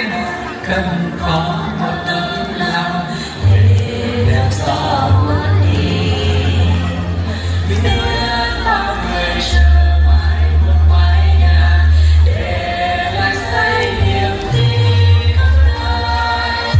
Chúng ta đã thao ta lên đường đi phố, tắt đèn ngọn lửa trôi, đừng ta cần thấy cho đi. Ai trên núi cao ai tận trái đất căng thẳng đổ dây răng hoa. Vâng, xin được biết ơn và xin mời các cô hãy giúp thầy đạt một cái tác phẩm này. Tác phẩm này làm từ một chất liệu mà rất đặc biệt,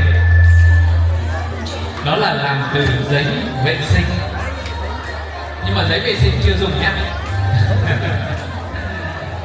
Thưa ba mẹ là từ một cái giấy mà chúng ta tưởng chừng như nhờ cái âm nhạc cái thầy đã nói mình cho cái âm nhạc dừng lại một chút. Rồi có cái tiếng cù gì giảm cái loa đi một chút cũng được. Tác phẩm này có cái tên gọi là to nhếch lên một chút để đỡ. Vì con mặt trời ở lại. Wow.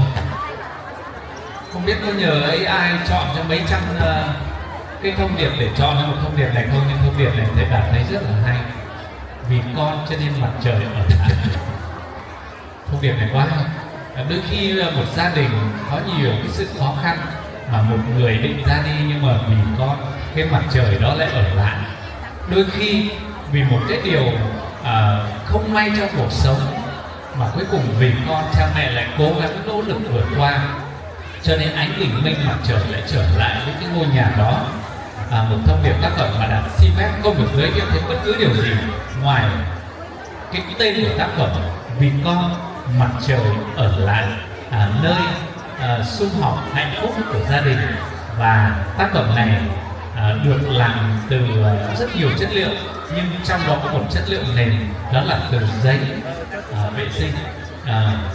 Cái giấy mà chúng ta tưởng chừng chỉ làm những cái điều bình thường, nhưng lại đây lại tạo nên một cái tác phẩm phi thường. Người mẹ, người bố và một cái khung hình với một em bé vì con mà trở lại xin phép được bắt đầu với tác phẩm này. Vâng, xin mời thầy Cương, xin mời thầy Cương. Thầy Cương một cô hàng ở đây rồi. Xin thay mặt trung học cơ sở đấu giá bức tranh này với giá là 7 triệu. Wow, 7 triệu đồng. Hôm nay mà ai mà có cái vết thương ở tay là cảm thấy tự hào lắm. Không có gì phải chết đấy cả, bởi vì đó là người đã tham gia hiến máu. 7 triệu đồng đến từ thầy Cương ở tổ trung học cơ sở. Thầy Đạt ơi, đây ạ. Vâng, xin mời ạ. Nghe giọng quen đấy ạ. Ở đâu đấy ạ? Dạ, xin mời chị. Xin chào thầy Đạt và quý phụ huynh. Em là phụ huynh của hai bạn lớp 2 và lớp 3 thì em xin ủng hộ quỹ Hoa Hướng Dương 5 triệu đồng ạ. Wow, tức là chị ủng hộ vào cho tác phẩm này đúng không? Vâng, cảm ơn chị. Như vậy là chúc mừng thầy Cương bên trung học cơ sở, tác phẩm này đã có giá là 12 triệu đồng. 12 triệu đồng lần thứ nhất. Xin mời chị, xin mời chị. Mời Dạ, em là phụ huynh của bạn Sơn Tùng lớp 4A7 thì em vẫn thấy là chị ủng hộ vào là 12 triệu rồi thì em xin phép ủng hộ thêm 3 triệu là nâng bức tranh lên 15 triệu ạ. Wow, 15 triệu đồng lần thứ nhất.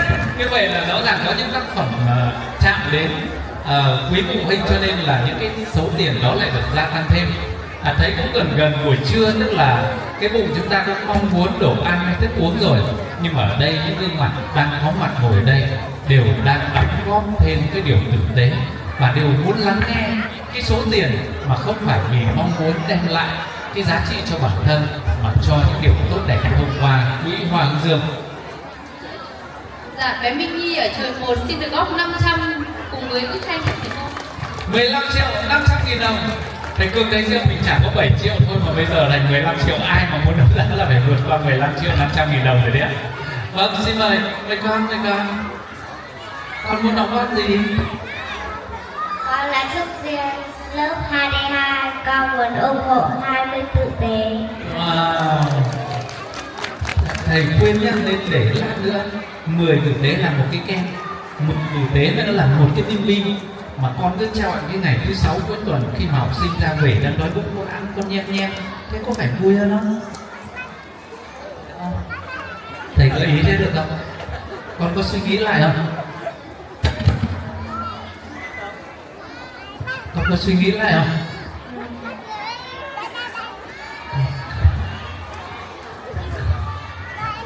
Tức là con đang hết sức là đắn đo đấy. Con có suy nghĩ lại không?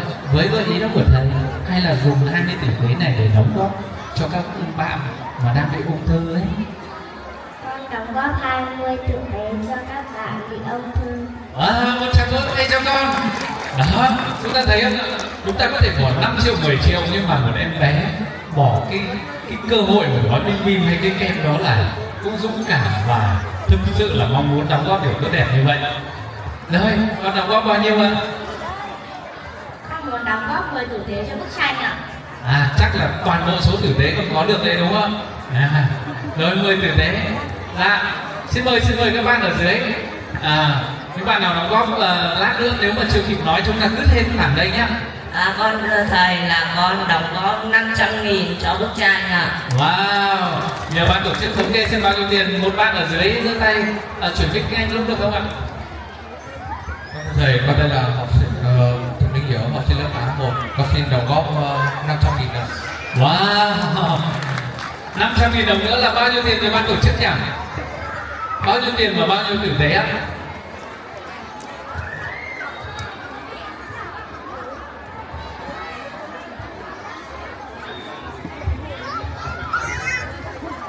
Khoảng 16 triệu, gần 100 tử tế.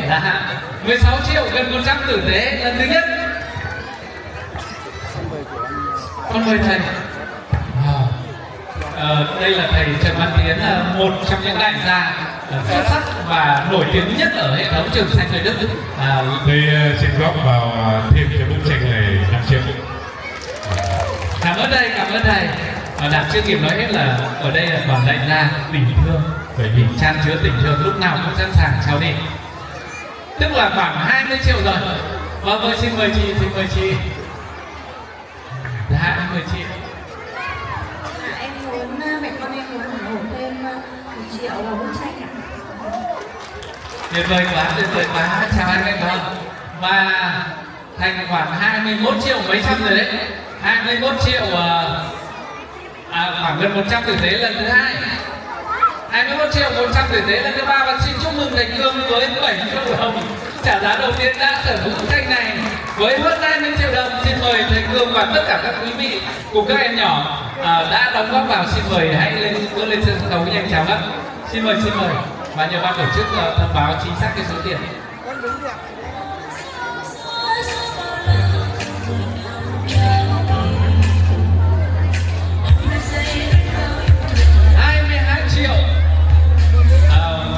Khoảng gần 100 tử tế của bức tranh này. Xin mời mọi người. Và sau đây là nghĩ chúng ta đấu giá một bức tranh được nặng là 30 cân.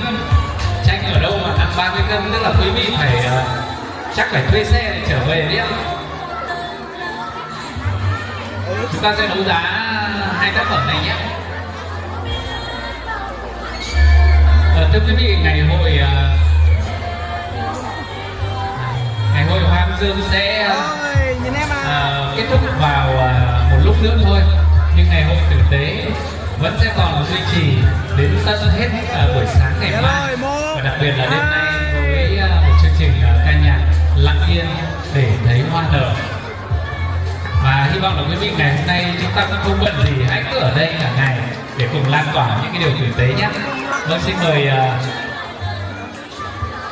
Rồi quý vị, có 3 tác phẩm chúng ta sẽ lựa chọn đấu giá ngày hôm nay. Một là tác phẩm Lá Bồ Đề, hai là một người mẹ và một cô con gái, wow đáng yêu quá, nhìn đã muốn cười rồi, và ba là một bức tranh nặng 30 cân làm từ những vật liệu gốm đá quý.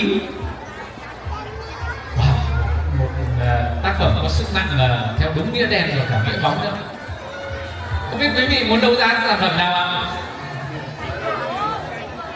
Và bức tranh ba gốc đến từ lá bồ đề. Bức tranh này được làm từ 468 lá bồ đề thật, có mạ rồi, và với ý nghĩa là 4 phương đều hợp pháp. Đó, 468 lá bồ đề. Xin mời hai cô hãy giúp thầy đạt bức tranh lá bồ đề trên nền tảng ba gốc rễ: đạo đức, trí tuệ, tuệ, nghị lực. Và đã hy vọng là với bức tranh này không chỉ mang lại rồi chúng ta rút tiện tạm ra cũng được. Và bức tranh này không chỉ đem lại những cái điều may mắn, sự bình an ở trong tâm với cái lá bồ đề mà chúng ta biết mang cái ý nghĩa của Phật giáo rất là lớn, mà còn mang đi một thông điệp: mọi cái hoa trái chúng ta kết được ở trong cuộc đời này đều sẽ hình thành, nuôi dưỡng đạo đức, trao dồi trí tuệ và rèn luyện nghị lực. Ba cái gốc rễ. Đạt nghĩ tác phẩm này chỉ nhìn thôi cũng thấy đẹp rồi. Mời hai cô có thể từ từ mang xuống dưới được không? Và xin phép để tác phẩm này khác đi một chút đi, chúng ta sẽ bắt đầu với giá là 5 triệu đồng. Vâng ạ, ta có cánh tay rồi thầy Đạt ơi. Thầy Đạt ơi, có cánh tay. Em xin mời anh. 15 triệu đồng. Một phụ huynh, chắc hình như anh vừa mới tham dự ngày hội tử tế của cộng đồng sống tử tế ra. Em ở cộng đồng sống tử tế. Là tuyệt vời quá, nên thảo nào anh nhìn một cái qua là anh bảo là cây ba gốc đây rồi. Vâng, 15 triệu đồng lần thứ nhất. Xin mời. Vâng, xin mời Mạnh Cúc, Ôi, đây rồi, Mạnh Cúc đây rồi. Mạnh Cúc đi đâu nãy giờ mà có mặt đấy ạ?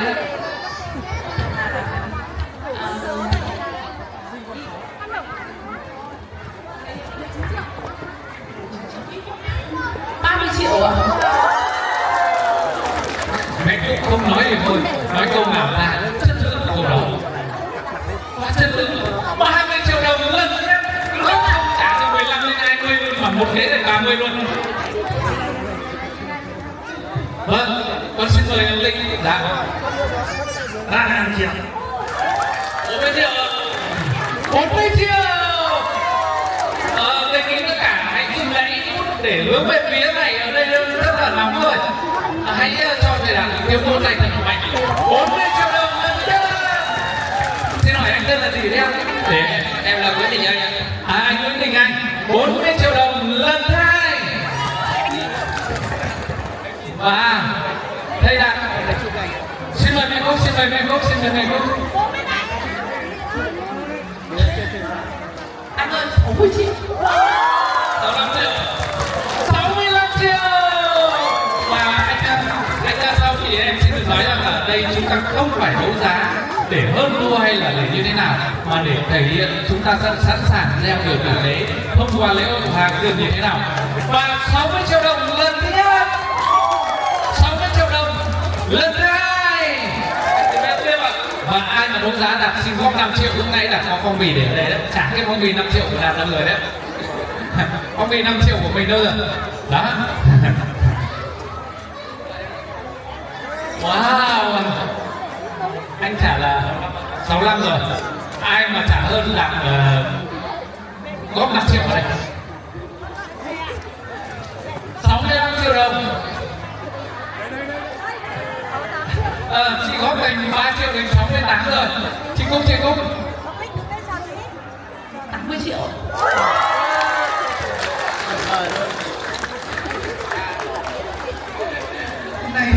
Hôm nay chị có cái ơn trên ở đâu ra nhờ nói không mà trả. Wow. Tôi đây vừa mới nói xong tức là 85 triệu. Đó. 85 triệu lần thứ nhất. 85 triệu lần thứ hai. Và xin được chúc mừng mẹ Cúc với 85 triệu đồng lần thứ ba. Wow. Vâng ạ, xin được hai mời cô Trang và cô Phượng là hai cô đã tạo nên bức tranh này với 468 chiếc lá bồ đề, con số vô cùng tuyệt vời, đồng pháp phát lộc để dành ra gói bức tranh. Xin mời mẹ Cúc lên nhận sản phẩm ạ. Wow, con đóng góp thêm 100.000 đúng không? Đứng vào đây con gái. 10.000, 10 tử tế của tụi con cũng tuyệt vời nữa. Xin mời mẹ Cúc hãy tiến lên trên sân khấu. Và cô Kim Sơn, bức tranh này vừa mới lên được là 6 mấy quý vị nhỉ? 88 triệu đồng. Wow, quá tuyệt vời, quá tuyệt vời. Và ngay sau đây luôn đi ạ. Và quý vị ơi, tất cả quý vị tham gia trong phần đấu giá này đều được trân quý mời tham dự trong những chương trình mà chúng ta cùng đóng góp và trao đi cho các em nhỏ. Và đó mới là điều thực sự ý nghĩa, vì chúng ta không chỉ đồng hành một lần mà chúng ta có thể đồng hành xuyên suốt trong năm với những cái trao gửi của Thầy mình. Đạt ơi, tôi có ý kiến này. Dạ. Em có thích bức tranh này không? Thích như thế nào?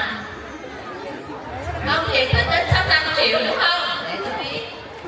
Đề nghị hai thầy cô tố một tuần lễ làm cho tôi ghi trang này để ghi bức tranh này đến 65 triệu nữa. Wow, tuyệt vời. Các thầy cô có sẵn sàng không? Sẵn sàng hô to lên nào, sẵn sàng không? Quý vị ở đây thấy điều nào có tuyệt vời không? Quá tuyệt vời. Đây là một ngày hội thực sự rồi. Đây là những điều mà vô cùng tuyệt vời rồi. Xin mời anh hãy cùng nhân bức tranh này bằng một cách tượng trưng với những hình ảnh để sau đó chúng ta sẽ nhận lại sau. Chị Cúc đưa em ủng hộ cho chị Cúc đỡ vào bức tranh đi ạ. Rồi, trên cho Đây là kỷ lục rồi. Rồi, 1, 2. Dạ rồi, 1, 2, 3. Rồi, cái Vậy là bức tranh này trị giá 130 triệu đó cả nhà. Đúng không? 85 triệu, không biết 65 triệu ta. 130 triệu. Cô Kim Sơn, bức tranh này là 88 triệu đồng rồi. Đúng rồi, cộng cho 65 nữa. Là thành 148 triệu đồng. Là 153 triệu đồng. Wow. Vỗ tay. Được quý vị có mấy ảnh giúp thầy Đạt lấy cái máy ảnh cầm lấy tay phải đi ạ. Mình lấy cái máy ảnh điện thoại của mình cầm tay phải được không ạ? Điện thoại của mọi người đâu rồi ạ? Rồi mở giúp camera nha. Cho hai người tự giới thiệu là ai ở trên giờ. Rồi cho mở camera ra, chụp giúp thầy Đạt một kiểu ảnh đăng lên Facebook lan tỏa điều tử tế được không ạ? Wow, rất là nhiều bức ảnh đây rồi. Lên chụp ảnh này. Em tên là Nguyễn Đình Anh ạ. Em hiện tại đang là học viên của BKE, đang trên hành trình rèn trí. Thì em tham gia đấu giá thực ra là không phải hơn thua đâu, và em muốn đóng góp cho cái quỹ Hoa Hồng Dương của mình ạ. Tại vì là nếu mà em không đấu được thì em không tham gia trực tiếp nữa. Quá tuyệt vời, quá tuyệt vời. Còn đây một gương mặt rất là thân quen, mẹ Cúc, xin mời ạ. Đây để em đỡ hỗ trợ. Xin chào các thầy cô, xin chào các bố mẹ và xin chào các bạn học sinh ạ. Thì mẹ Cúc đấu giá không phải là đấu giá bức tranh này, mà thực sự đây là thấy thứ nhất là bức tranh rất là đẹp, mọi người thì bê rất là mặn này. Thứ hai, công sức của thầy cô bỏ ra làm cái này thực sự là rất là cầu kỳ. Đấy là cái giá trị nghệ thuật của bức tranh. Cái thứ ba nữa là trí tuệ và nghị lực và đạo đức ấy, mấy cái này nó là đô giá chứ không phải là thứ này ạ. Nên là thấy bức tranh này nó cũng rẻ. Biết ơn mẹ Cúc với một câu chốt rất là đắt. Đấy, mẹ Cúc không nói thôi nhưng nói là câu nào cũng chất lượng. Vâng, một tràng vỗ tay nữa cho một phần vô cùng tuyệt vời. Đây đã đang là kỷ lục trong phần đấu giá này là 153 triệu cho 153 triệu 100.000 đồng của em bé nữa. Wow, nào. Đó. Rồi, đề nghị là tặng tiền tử tế cho quý vị nhận bức tranh này nha. Mẹ Cúc cầm hộ luôn. Không biết là có các con hay là các mẹ nào còn ít tử tế ở đây không ạ? Mẹ Cúc đã đấu bức tranh này với giá là 80 triệu đúng không ạ? Nhưng mẹ Cúc mong muốn là có một chút ít cái tiền tử tế được góp vào bức tranh này. Dạ, có ai có tiền tử tế nữa không ạ? Cô Hiền Lương sẽ góp 100 tử tế vào bức tranh này. Mẹ Cúc là Xin chào thầy cô, em là phụ huynh của hai bé 3 và lớp 6. Em nên ủng hộ thêm 2 triệu và bức tranh này nữa thành 90 triệu ạ. Wow, tức là tổng sẽ thành là 155 triệu đồng, số đẹp hơn rồi đấy ạ. 100.000 đồng nữa. Có em bé trong tiền tử thế này. Quý vị thân mến, cho phép thầy Đạt thay mặt tất cả thầy cô và phụ huynh xin nói một thông điệp. Xin nói một thông điệp quan trọng là chúng ta đấu giá ở đâu, quyên góp ở đâu không biết, nhưng ở quỹ Hoa Hồng Dương và những quỹ của cộng đồng tử tế thì 1.000 đồng, 100 đồng không bao giờ bị tiêu sai và bị thất thoát. Lấy ví dụ trong cái quỹ mà thường đi làm để theo điều tử tế thì mỗi một người đi tham dự trong cái buổi thực tế đó đều phải tự bỏ tiền để trả tiền xăng, tiền xe, tiền ăn uống của mình trong xuyên suốt toàn bộ hành trình đó.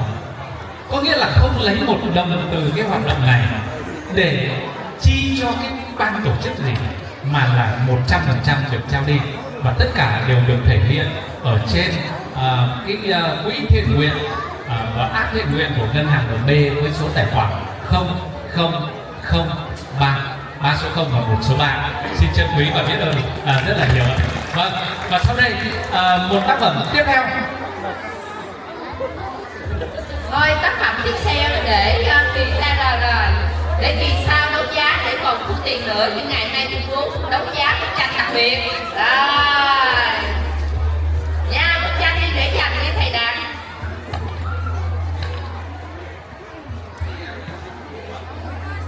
Bức tranh này tên là gì đây?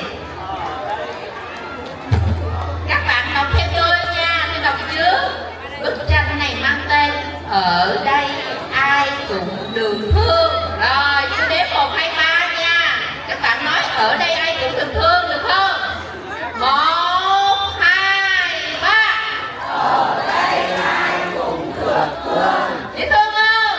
Là người viết thư pháp này là học trò ruột Thiền sư Thích Nhất Hạnh, người đã từng chăm sóc thiền sư những ngày cuối đời. Xin mời sư cô. Đây, sư cô có tặng tôi và tôi xin đấu giá. Em cũng xin tặng bạn Xin mời một sư vị thuộc tương lai.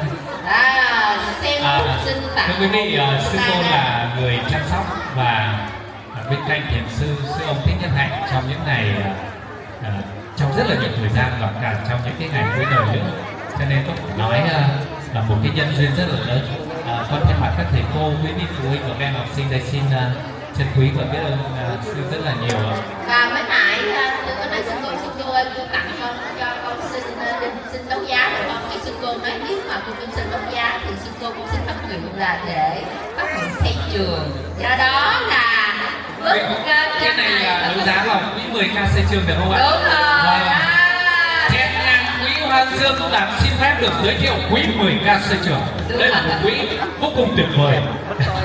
Và xin phép sư cô nói giới thiệu một chút là người ta mà cần xây một cái trường, đôi khi người ta chỉ nghĩ đến tìm những đại gia, những doanh nghiệp, những công ty để quyên góp những số tiền lớn. Nhưng tụi con ở đây mong muốn mỗi một em nhỏ cần gieo những cái điều tử tế từ lúc bé.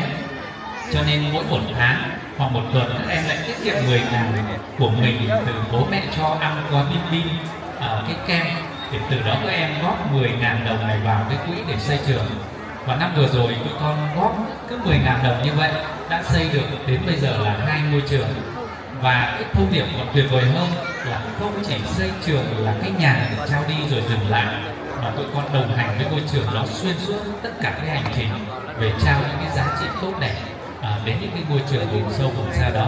Và đó là một trong những cái mục đích và ý nghĩa của quỹ 10k xây trường này. Không biết là có cùng với cái mong muốn của sư không ạ? Chờ như tôi nói nhanh chút xíu đây. Vì ngày hôm nay ở đây ai cũng được thương, quý vị có muốn cái điều này trong nhà quý vị không? Lấy điện thoại ra, quý vị cứ lấy điện thoại ra đi, rồi vào trong tài khoản ngân hàng, rồi thêm mã, đúng không? Số 0003. Số tài khoản mấy thầy Đạt? 3 số 0 và 1 số 3 ngân hàng MB ạ. 3 số 0 và 1 số 3. Có 4 số thôi ạ. Là 0003.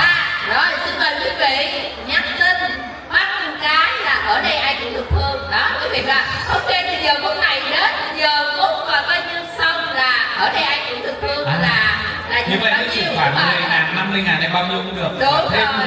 từ nội dung đính kèm là ở đây ai cũng được thương. Rồi và chúng tôi xin thống kê đi cái tiền tài khoản đây. Cảm ơn sư.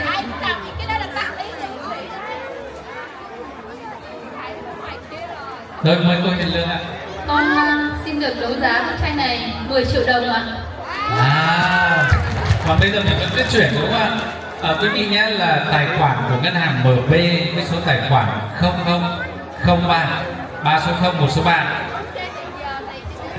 Vâng ạ. Mời con. Thưa cô là con xin đấu giá bức tranh này 15 triệu ạ. Tuyệt vời quá. Vâng ạ, còn thấy cánh tay nào nữa không ạ?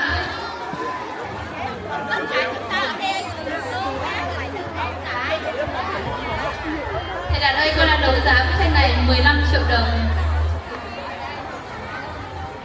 Trường Xanh Tự Đức Thanh Hà đấu giá cái chương này phải vào cho quỹ xây trường 50 triệu là đúng rồi.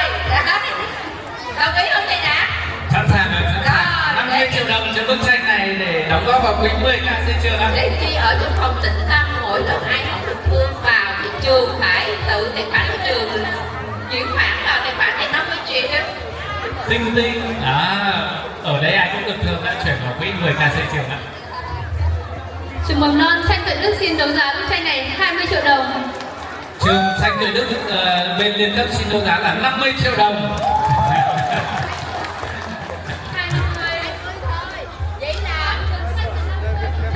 Đây, trường Xanh Tuệ Đức liên cấp là 50 triệu, cô Hiền Lương 10 triệu là 60 triệu. Rồi trường mầm non là 20 triệu. Đây là không có đấu giá.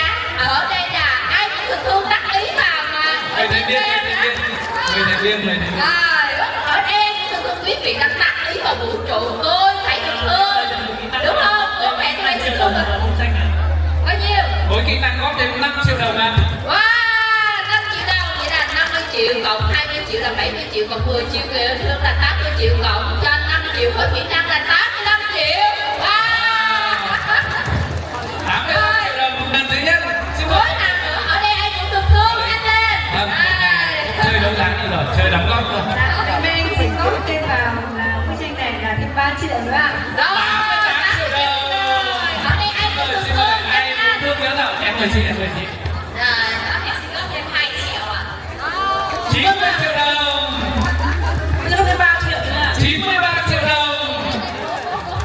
người ở tài khoản ngân hàng MB để đặt bác bố của Hiền Lương 2 triệu nữa kìa là 92 triệu đồng. Rồi 92 triệu vào trong tài khoản ra thứ cộng cho nó nhanh hơn. Ở đây cô Liên, ở đây ai cũng được thương mà. Cô Liên xin góp thêm 3 triệu đồng. 95 triệu đồng. Rồi ở đây ai cũng được thương, ai có bắt ai không cộng tài khoản ở đây. Xin mời. Trời ơi, con được thương thì đây đưa micro phụ. Con là cuộc thi thực tế con đi có thêm 2 triệu ạ. Một học sinh trong team tử tế xin có thêm 2 triệu. Lê Thị Minh Lâm vừa trao đổi tài khoản 100.000, Lâm Thị Lộ 100.000, Nguyễn Thị Hoài Thu 100.000, Hoàng Thị Hoàng 50.000, Trần Thị Vân Dung 68.000. Vâng, từ tài khoản đầu cho đến từ tài khoản đấy. Rồi 90 mấy rồi. Cô Tết xin góp thêm 3 triệu đồng ạ. Đây là bao nhiêu? Tổng bao nhiêu? Wow, từ phần online nãy giờ tính sơ bộ cũng phải được khoảng tầm 7 triệu đồng nữa rồi. Rồi 93, 7 triệu 100, dừng lại 100 triệu xây. Vâng ạ, và ở đây ai cũng được thương. Sumo sẽ gửi tới tất cả những người góp hoặc đấu giá bức tranh này mỗi người để một số bức. Ở đây ai cũng được thương. Vâng, xin mời những ai đã cùng đóng góp hãy lên trên này chụp một kiểu ảnh cùng với và các thầy cô, các ba mẹ sẽ lưu lại thông tin ở phía kế toán để chúng em có địa chỉ hay để gửi tới tận tay. Xin mời các anh chị và những anh chị cùng lên đây chụp một cái bức ảnh nhân duyên cùng với sư cô. Con xin mời tất cả các ba mẹ thầy cô chúng ta cùng lên sân khấu để chụp bức tranh này được không ạ? Lên đây được không? Hoặc là bất cứ một ai. Vậy là không thể gọi nữa, chốt lại chúng ta đã có 100 triệu cho bức tranh. Ở đây ai cũng được thương từ tài khoản của 10K xây trường. Đúng rồi, chúng ta đã có 100 triệu ở đây ai cũng được thương. Và sư cô đang nghiêm nói rằng cô sẽ viết đủ những cái người đã cúng dường. Mỗi vị sẽ có cái tờ giấy này, tờ bức pháp này về treo đi chăng. Còn nếu không biết không kịp thì cô đăng. Đấy. Như vậy là mọi người gieo là được thương ngay luôn rồi nha. Rồi cô nói cô viết luôn. Vậy là 100 người cô cũng viết. Cảm ơn cô. Wow, tuyệt vời quá. Như vậy mọi người đều có để treo nhà rồi. Rồi, nhìn em à. Quý vị đã rất là trân quý và biết thưởng thức chữ này để mình đem về nhà của mình, cũng như là để mình đem vào đời sống của mình, để mình hành xử, để mình xử lý vân vân để mình sống. Thì sư cô sẽ gửi tới cho tất cả mỗi vị ở đây mỗi người một bức như vậy. Ai đó ghi lại giúp sư cô. Chúng con sẽ xin phép được chân quý biết ơn sư rất là nhiều. Wow, đấy, đúng là yêu thương rồi đấy quý vị ạ. Rồi, nhìn em ạ. Rồi, 1, 2, 3.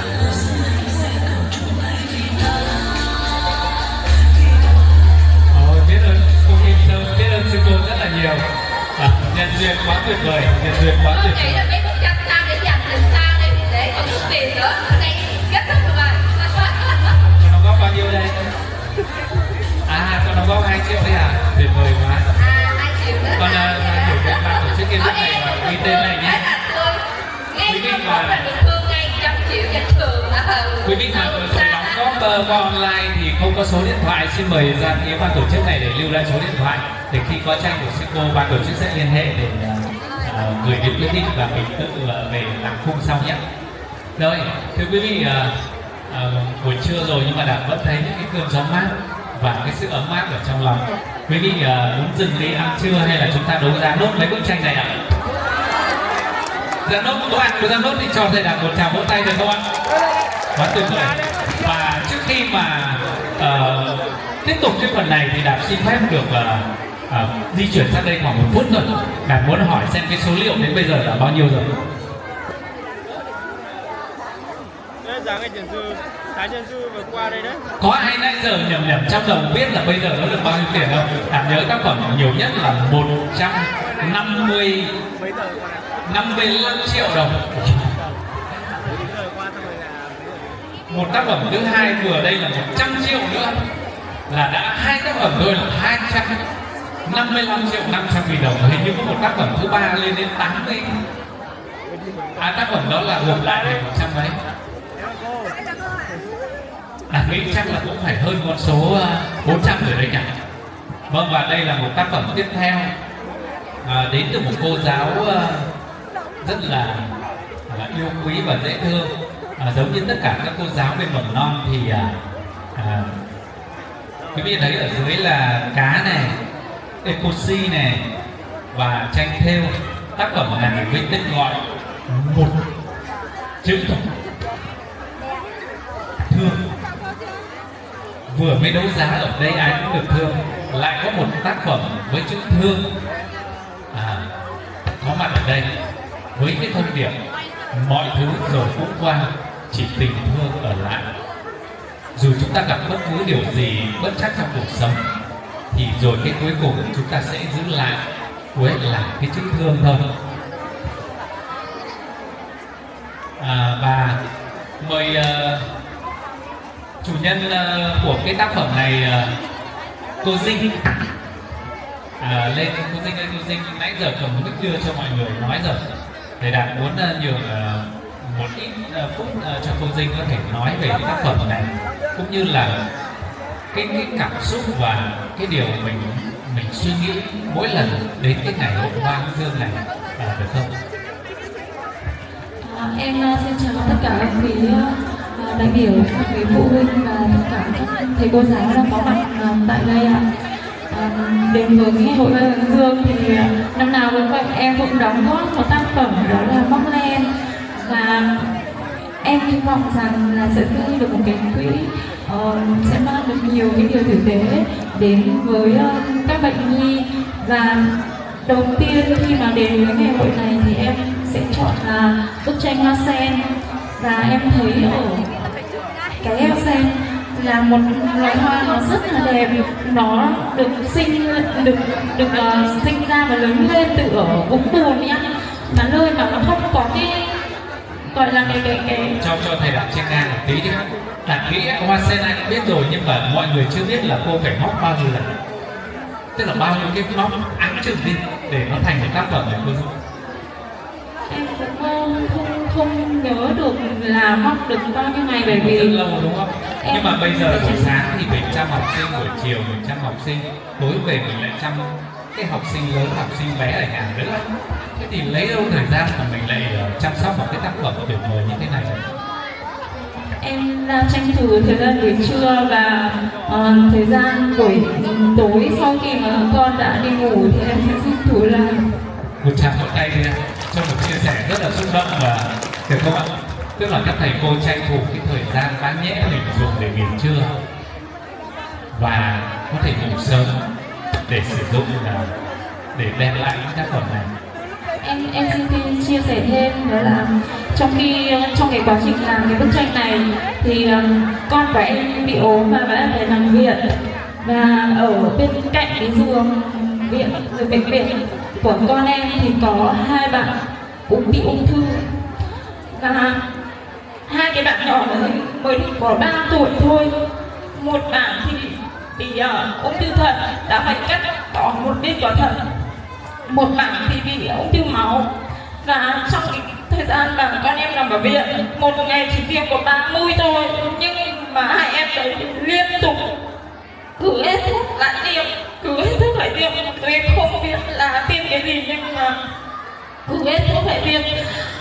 Lúc nào mà mệt quá thì 2 em nằm luôn ở giường để vừa tiêm, còn lúc nào mà chơi thì vẫn là một bên tiêm và vẫn đang ngồi chơi như thế. Em thấy rằng là con mình mới chỉ ốm nhẹ như thế mà mình đã rất là sốc, rất là thương, mà 2 em liên tục phát hiện ra từ lúc 18 tháng và điều trị liên tục, và em còn nói chuyện với 2 bạn đấy thì bố mẹ không chăm được, bởi vì liên tục từ lúc 12 tháng và 2 bố mẹ vẫn phải đi làm để kiếm tiền, và bà nội đã theo đuổi 1 năm thì 1 tháng thì 30 ngày thì 20 ngày ở trong viện, và em thấy rất là thương.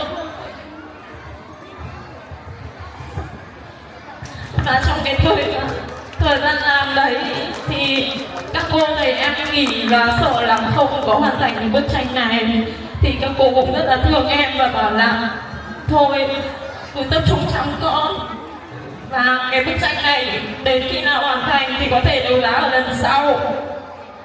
Nhưng vì em thấy rất thương vì em được trực tiếp nhìn thấy hai cái bệnh ly mà đầu thì trong, mắt thì thâm quầng và da thì xanh tái luôn, bàn chân bàn tay thì đen xì lại bởi vì dùng hóa chất. Hai bạn đấy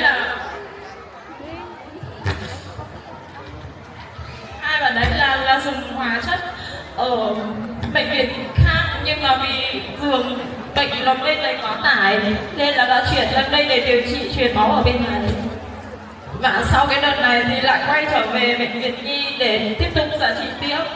Và em thấy rất là thương nên em đã rất là mong muốn hoàn thành cái bức tranh này ở trong cái đợt hoa dịch lần này để làm sao gây được một cái quỹ có thể giúp được các em có một thêm hy vọng trong cuộc sống này và cũng phần nào giúp đỡ gia đình các em, bởi vì ba mẹ cũng rất thương con nhưng không có thể điều kiện để tiếp tục ở trong bệnh viện thăm con và phải nhờ đến người thân khác để vào thăm con như thế.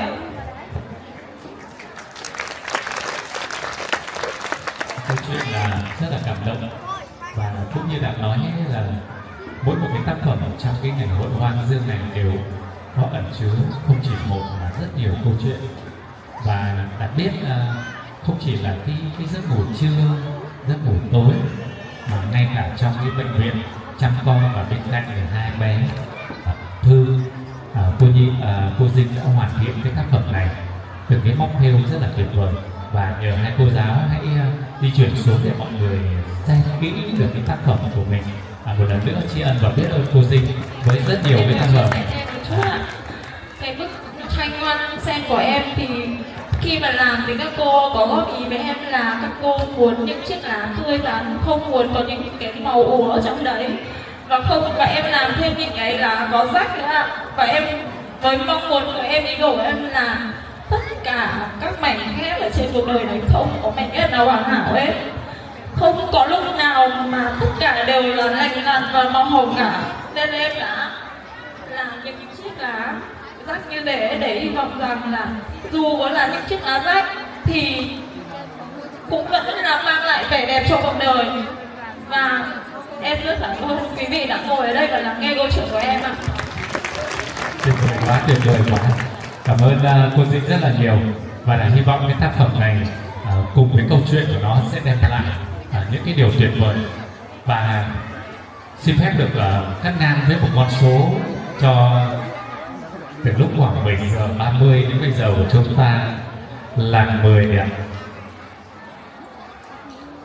12 giờ 30, và không biết sau 2 tiếng thì chúng ta đã thu hoạch được bao nhiêu cái giá trị về yêu thương đo bằng tiền bạc của mình. Tổng số tiền đến bây giờ là 402.550.000 đồng. Vô cùng tuyệt vời, vô cùng tuyệt vời. Con số này đã gần phá vỡ kỷ lục của năm ngoái rồi. Và xin mời bức tranh này với giá khởi điểm cũng vẫn là 1 triệu đồng. Xin mời những cánh tay của quý vị. Con xin mời ông Lịch.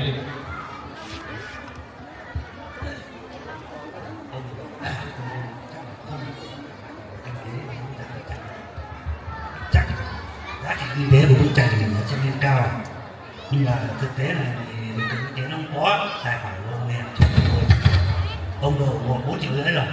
Bây giờ xin ủng hộ bức tranh này, chọn tình thương bức tranh này 5,5 triệu để cho hết cái tài khoản của ông. Tức là ông Linh đấu giá 5,5 triệu bức tranh này. Bởi vì lần đầu tiên thì không góp mà sẽ đấu giá luôn.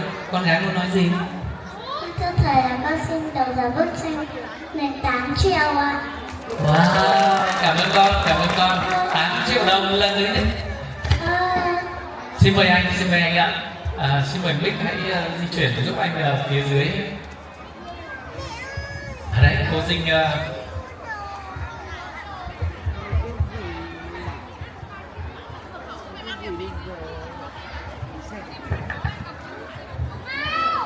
em xin phép được đấu giá bức tranh này là 15 triệu. Wow, 15 triệu đồng. Lúc nãy cũng đã đóng góp 5 triệu rồi đúng không? Vâng, và bây giờ anh cũng đấu giá bức tranh này là 15 triệu đồng. 15 triệu đồng lần thứ nhất đến về bức tranh thêu móc tay với một chữ thương. 15 triệu đồng lần thứ hai. Con gái. Wow, xin mời con, xin mời con. Thưa thầy là con xin đấu giá bức tranh này 16 triệu ạ. Wow, 16 triệu đồng, 16 triệu đồng. 16 triệu đồng lần thứ nhất.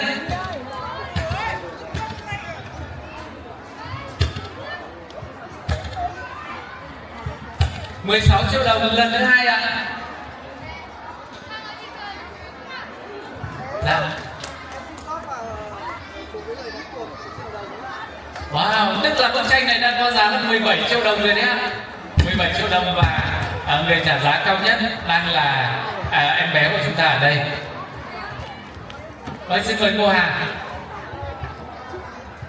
Wow, cô Hà bên tổ sạch đẹp của trường xin đại diện tổ góp vào 1 triệu. Tuyệt vời, cảm ơn các cô. Mấy đồng lương có mấy triệu thôi vẫn sẵn sàng đóng góp vào cùng 1 triệu. Là 10 triệu rồi ạ. Em xin góp vào bức tranh này thêm 1 triệu nữa. Góp vào 1 triệu nữa là 19 triệu. À vâng, như vậy là ông Linh góp vào 2 triệu nữa là thành 21 triệu. 21 triệu lần thứ nhất. Và thì em xin trả mức giá cuối cùng của em là 22 triệu đấy. 22 triệu đồng lần thứ hai. Và 22 triệu đồng lần thứ ba. Xin được chúc mừng anh. Và xin mời cô Dinh hãy là chủ nhân của tác phẩm này lên trao tác phẩm cho anh với một cái câu chuyện và bản thân Nhất Đạt thú thật là đã định trả giá 50 triệu bức tranh này rồi, nhưng mà Đạt nghĩ tác phẩm này Đạt không nên tham gia, bởi vì lúc đó nó không còn là một cái câu chuyện mà Đạt đang rất mong muốn dẫn dắt cái sự gọi là cảm ứng của mọi người cùng với bức tranh và câu chuyện. Xin mời cô Hiền Lương cuối cùng vào cùng. Vâng ạ, bức tranh này có một chữ thương thôi ạ. Và đây cũng chính là người thương của cô Tú Anh. Em tin chắc rằng là bức tranh này anh sẽ dành tặng người thương của mình. Dạ, xin mời những ai cùng đóng góp mình hãy cùng di chuyển đến sân khấu ạ.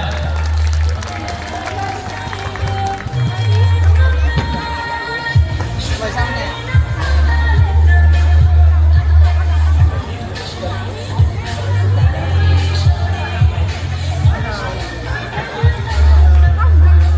Dạ rồi, cùng nhìn em ạ. 1, 2, 3. Cho cháu chờ một chút này để cho cháu lên nào An ơi.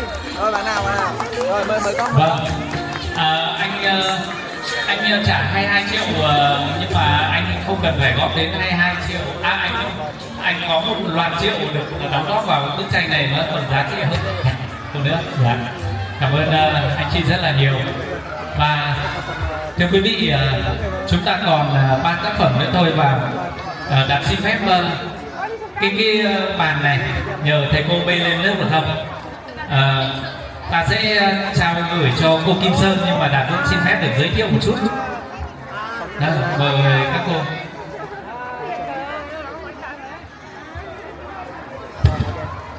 Rồi mình quay ngang cái bàn được không ạ?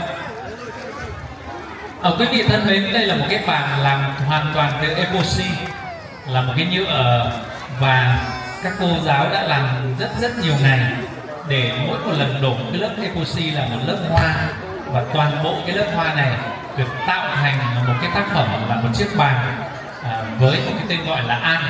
An ở đây không phải là từ 3 cái chân tạo thành một cái góc vững để chúng ta đặt những đồ trên chiếc bàn, mà mỗi lần ngồi uống trà ngắm hoa trên chiếc bàn này, chúng ta đều thấy được cái tâm của mình là an khi ngắm nhìn những cái tác phẩm từ những cái bông hoa tự nhiên hoàn toàn, và nó sẽ được lưu giữ ở trong cái nhựa epoxy này mãi mãi.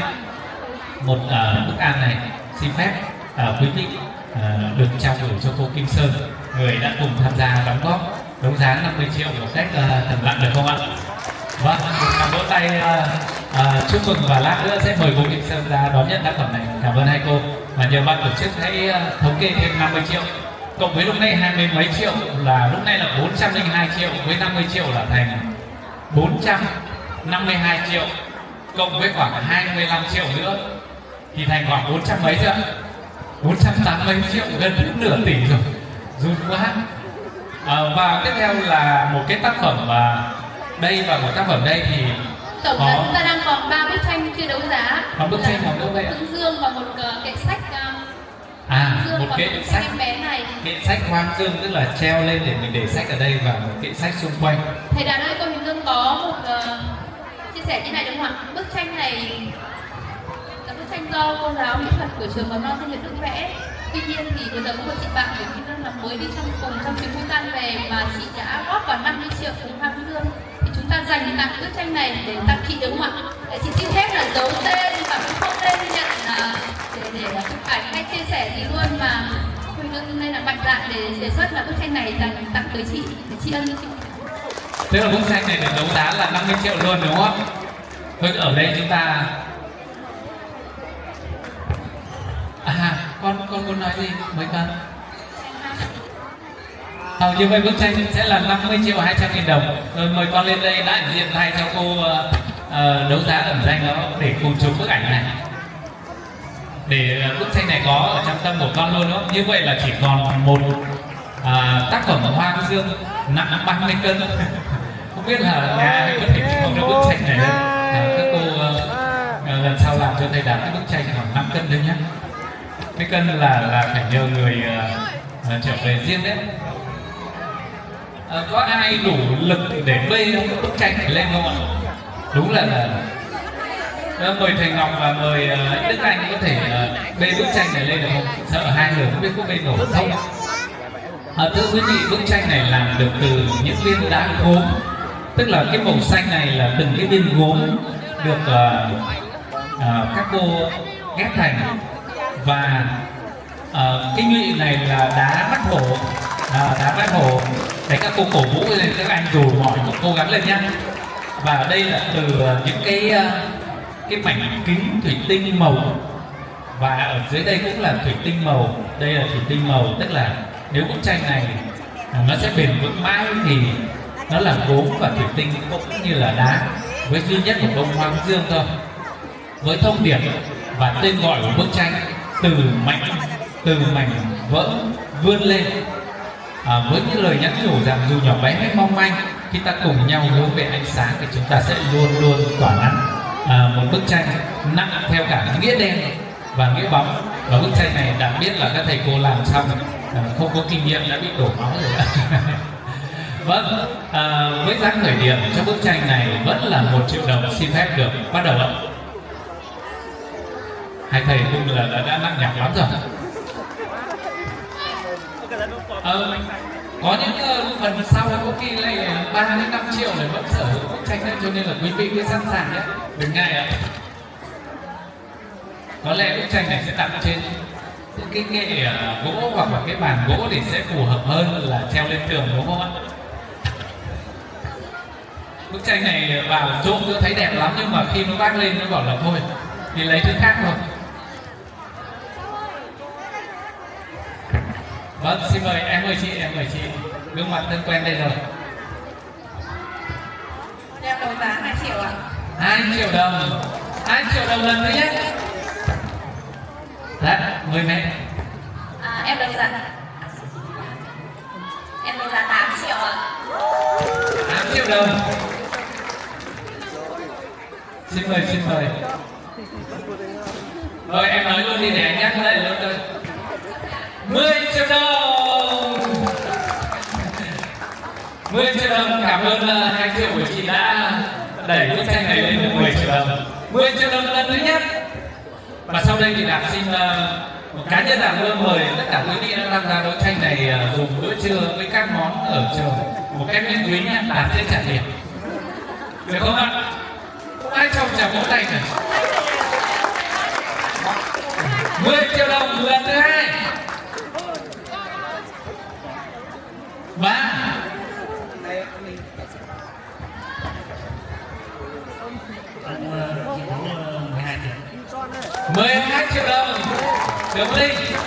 12 triệu đồng lần thứ nhất, 12 triệu đồng lần thứ hai.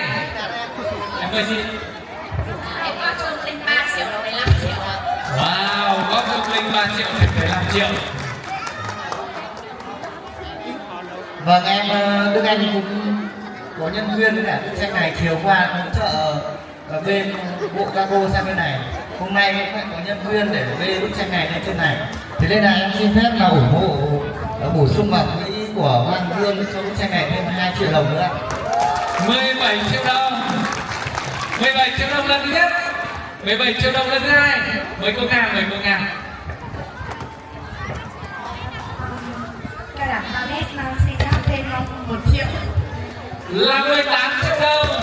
18 triệu đồng lần thứ nhất, 18 triệu đồng lần thứ hai và thầy và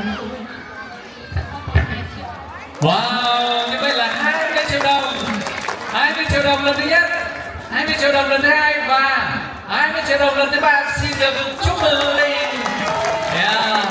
Linh tham gia từ đầu đến cuối và cuối cùng vẫn đã có cơ hội sở hữu tác phẩm nặng ký này. Xin mời xin giới thiệu với quý vị, ông Linh là bố đẻ của cô Hiền Lương và là bố vợ của thầy Đạt.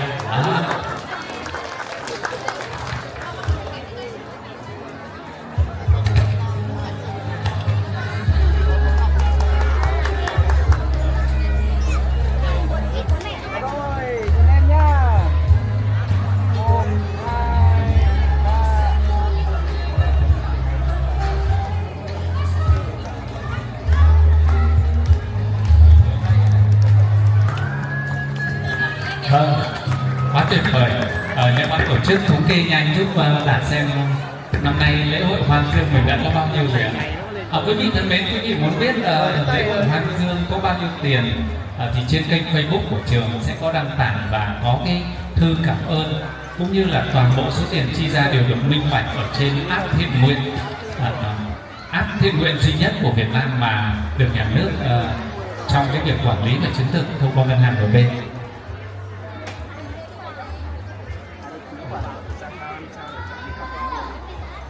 Dạ, bây giờ còn một cái tác phẩm nữa, đó là một kệ sách Hoàng Dương và đây là tác phẩm cuối cùng trong ngày hội đấu giá này. Xin mời quý vị hãy hỗ trợ các cô, bởi vì kệ sách này bằng gỗ cho nên nó cũng hơi nặng, nhưng mà cái này treo lên tường được. Khi mình treo lên tường thì giống như cái bông Hoàng Dương và mình có thể trang trí sách hay là những cái tác phẩm ở đây đều được hết. Đây, xin mời những cánh tay muốn sở hữu tác phẩm cuối cùng, và tổng ngày hôm nay thì chúng ta chỉ có 14 tác phẩm thôi.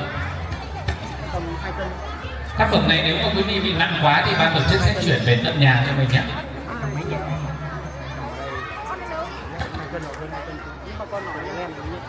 Dạ, xin mời những cánh tay cho tác phẩm này ạ.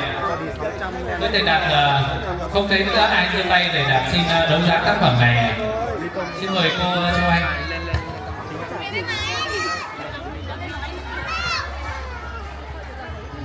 Em xin thay mặt cán bộ nhân viên của trường Mầm non Sinh Cây Đức đấu giá kệ giá sách này 6 triệu ạ. Các cô đã bỏ công sức làm và đã biết các cô giáo mầm non toàn con nhỏ, xong rồi lương thì thấp, công việc thì cũng khó để thu nhập thêm ở ngoài nhiều, mà sẵn sàng góp 6 triệu là việc rất là xúc động đấy. 6 triệu đồng đến từ các cô mầm non lần thứ nhất, 6 triệu đồng lần thứ hai, và chắc là các cô muốn đem lại tác phẩm này làm một cái kỷ niệm treo ở trong trường rồi, đúng không? Vâng, và nếu không có ai đóng góp thêm nữa thì 6 triệu đồng. Xin mời, xin mời. Vâng ạ, vẫn là tập thể đội ngũ Mầm non Xanh Thời Đức chúng em xin được trao yêu thương vào bức tranh này 9 triệu 600 nghìn đồng. Xin 400. Xin 400. Xin mời cô Trang. Em xin đóng góp thêm 100 ạ. Như vậy là thành 10 triệu đồng, 10 triệu đồng. 10 triệu đồng cho bức tranh cuối cùng của chúng ta. Xin chúc mừng lại 510 triệu 500 nghìn đồng. Còn ai có nốt nữa không để chúng ta kết thúc rồi. Ông Linh 500 nữa là 11 triệu. Em xin mời anh ạ. 1 triệu ạ. 12 triệu đồng rồi. 12 triệu đồng rồi. Xin mời, xin mời. 1 triệu nữa 13 triệu rồi ạ. 14 triệu rồi. Hương thấy bao nhiêu đấy? 16 triệu rồi. Cô Liên ủng hộ thêm 2 triệu đồng. 18 triệu rồi. 18 triệu rồi. Xin mời mời một đứa anh. Em thưa anh thì lúc này thì mới nhớ ra là chính em hôm qua cũng tại đây chính em là giúp các cô gắn lại cái lá ở bên này, thế nên là em xin phép lại ủng hộ vào cái bức tranh này 1 triệu đồng nữa. 19 triệu đồng rồi và đề nghị năm sau là cứ mời 4 đứa anh về hội tranh nhé. 19 triệu đồng. Thôi mời Quỳ. Em thì hồ bức tranh này 3 triệu nữa. Đặt kỹ là được trở thành 20 triệu rồi chốt, nhưng mà cuối cùng lại thành 22 triệu đồng liền. Các cô mầm non thấy không ạ? Mọi người đây đều rất là yêu quý cái điều tuyệt vời mà các cô trao gửi trong cả ngày hôm nay. Đó là cái điều mà chúng ta đã cùng ủng hộ như vậy. Và chúng ta chốt lại bức tranh này cuối cùng là 22 triệu đồng. Quá tuyệt vời. Trời tiếp như vậy mà cảm thấy những gương mặt vẫn đang còn ngồi đây vô cùng rạng rỡ. Ai không? Vâng ạ, để nhận bức tranh này em xin mời tất cả đội ngũ cán bộ nhân viên của trường mầm non Xanh Từ Đức chúng ta lên sân khấu. Mời các cô hãy lên sân khấu đón nhận bức tranh này.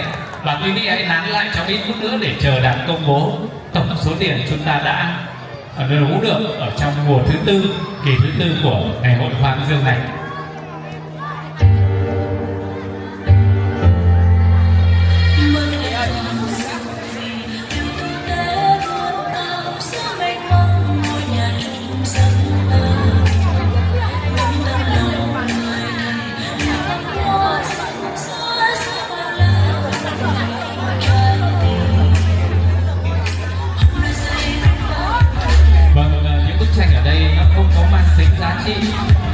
Về mặt nghệ thuật không đâu, bởi vì chúng ta không đo cái sự cao thấp hơn về mặt giá trị nghệ thuật, mà chúng ta đo về cái giá trị thực tế và điều tốt để chúng ta trao đi. Xin chân quý biết ơn dù là từ năm tử tế của các em học sinh hay là đến cả gần 100 triệu từ quý vị phụ huynh, dù bất cứ số tiền nào cũng đều vô cùng chân quý, và càng chân quý hơn thì số tiền đó sẽ được chính quý vị và cùng mọi người sẽ trao gửi đến cho các em học sinh, những em nhỏ, những bệnh nhi bị ung thư. Và thầy Đạt cũng như tất cả ban tổ chức cam kết không có 1.000 đồng nào, không có 1 đồng nào được bỏ sót, không có 1 đồng nào được khác đi. Và mời quý vị đã đóng góp cùng thầy cô ấy lên chụp ảnh cùng giúp ạ. Mời cô Trang, mời hãy lên chụp ảnh cùng. Và sau bức ảnh này ngay đây thì xin mời tất cả quý vị đã cùng tham gia và ngồi đến tận bây giờ cùng lễ hội Hoa Hướng Dương hãy cùng lên chụp bức ảnh. Và hãy để bức ảnh này trở thành một bức ảnh kỷ niệm của chúng ta. Xin mời ạ, xin mời. Xin mời đây gương mặt thân quen đây, thân quen đó.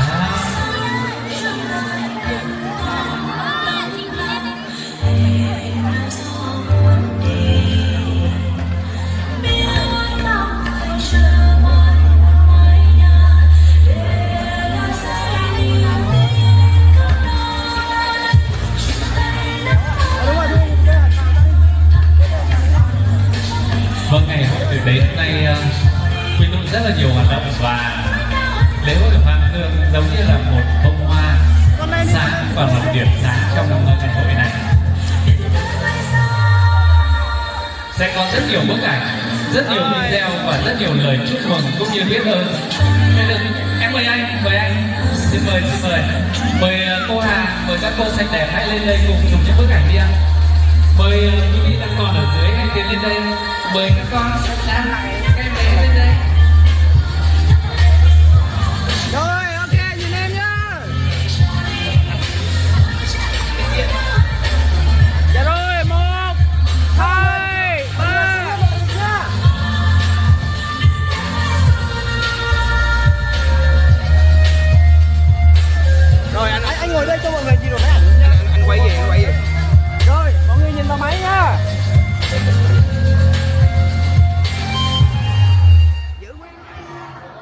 Này